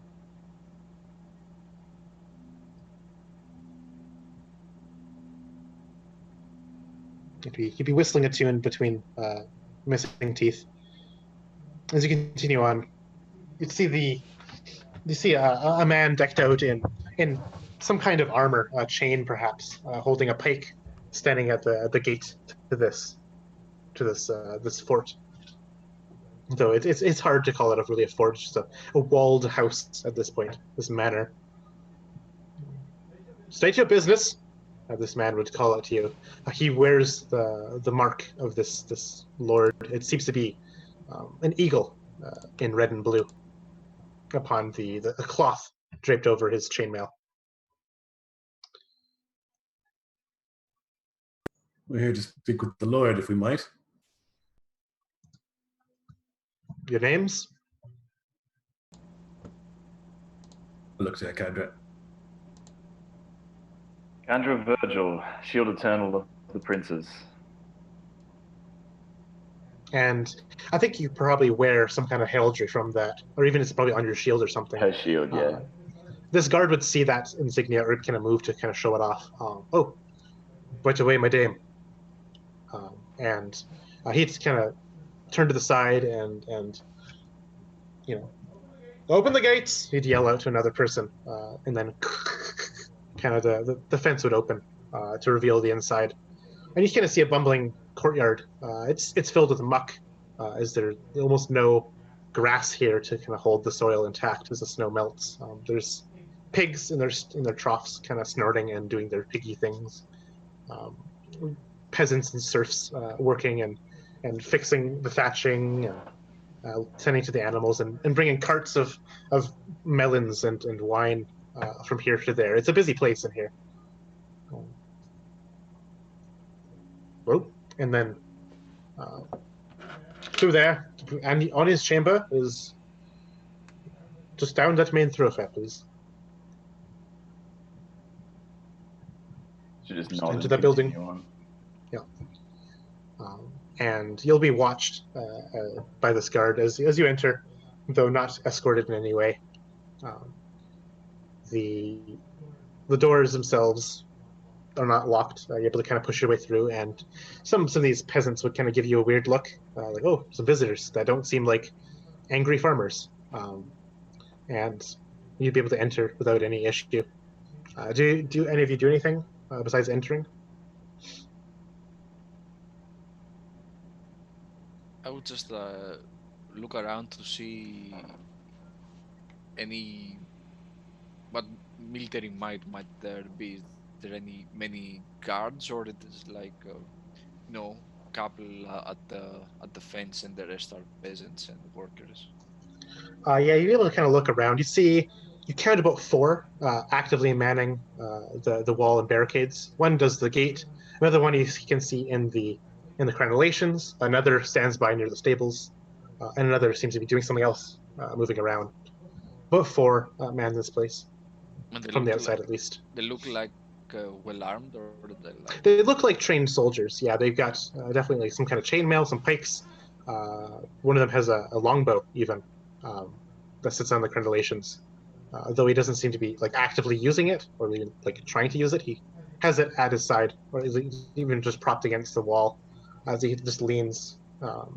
Though he every now and then he'd get back into posture, then fall into a leaning stance again against the crenellations. That's it. Just When you enter this building, you can see that there's a long carpet that extends from the entryway down past these archways lit by these torches and sconces to give it quite a bright light, despite it being an indoors place. A pair of guards stand guard in this place, and at the end, you see a table, which perhaps may be a bit peculiar, as you don't expect the dining room to be quite in view of the entryway, but it is in this place. And you can hear the bellows of talking down this row of many different voices chatting in some kind of strange way that just kind of echoes and reverberates.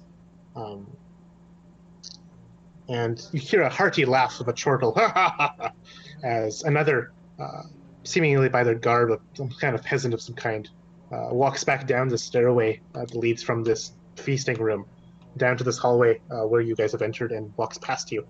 He's wringing his straw hat in his hand, looking halfway between anger and just embarrassment as he walks past you. And he's mumbling something, but it's definitely not audible.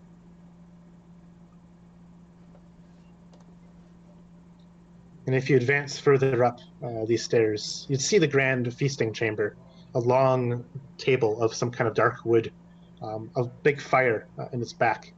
And there are 4 men at this table, 3 of which wear rings, have finery upon them. They seem to be discussing something, perhaps some kind of meeting between high lords and people of importance and manorial service. But the one person you know of note that must be the Lord himself is a man who probably would take 3 chairs to support his weight. He's big and wide, has jowls that reach down to almost cover his chest, and big and meaty hands that have rings that would be way too big for any other person. This man is almost a giant, both in stature and in just size. He probably weighs more than a horse, you might even think. Welcome, he would kind of say, spitting out a bit of food from between his teeth that lands on his plate. And that's when we're going to end our session, right before the audience, with this high lord who probably has a bit too much to eat in his lifetime. Excellent.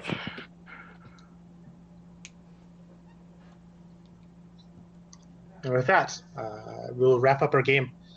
Thank you, everybody, for watching. Thanks to everyone for playing. And with that, you can catch this game again in 2 weeks. Boom, same time, same place. Bye.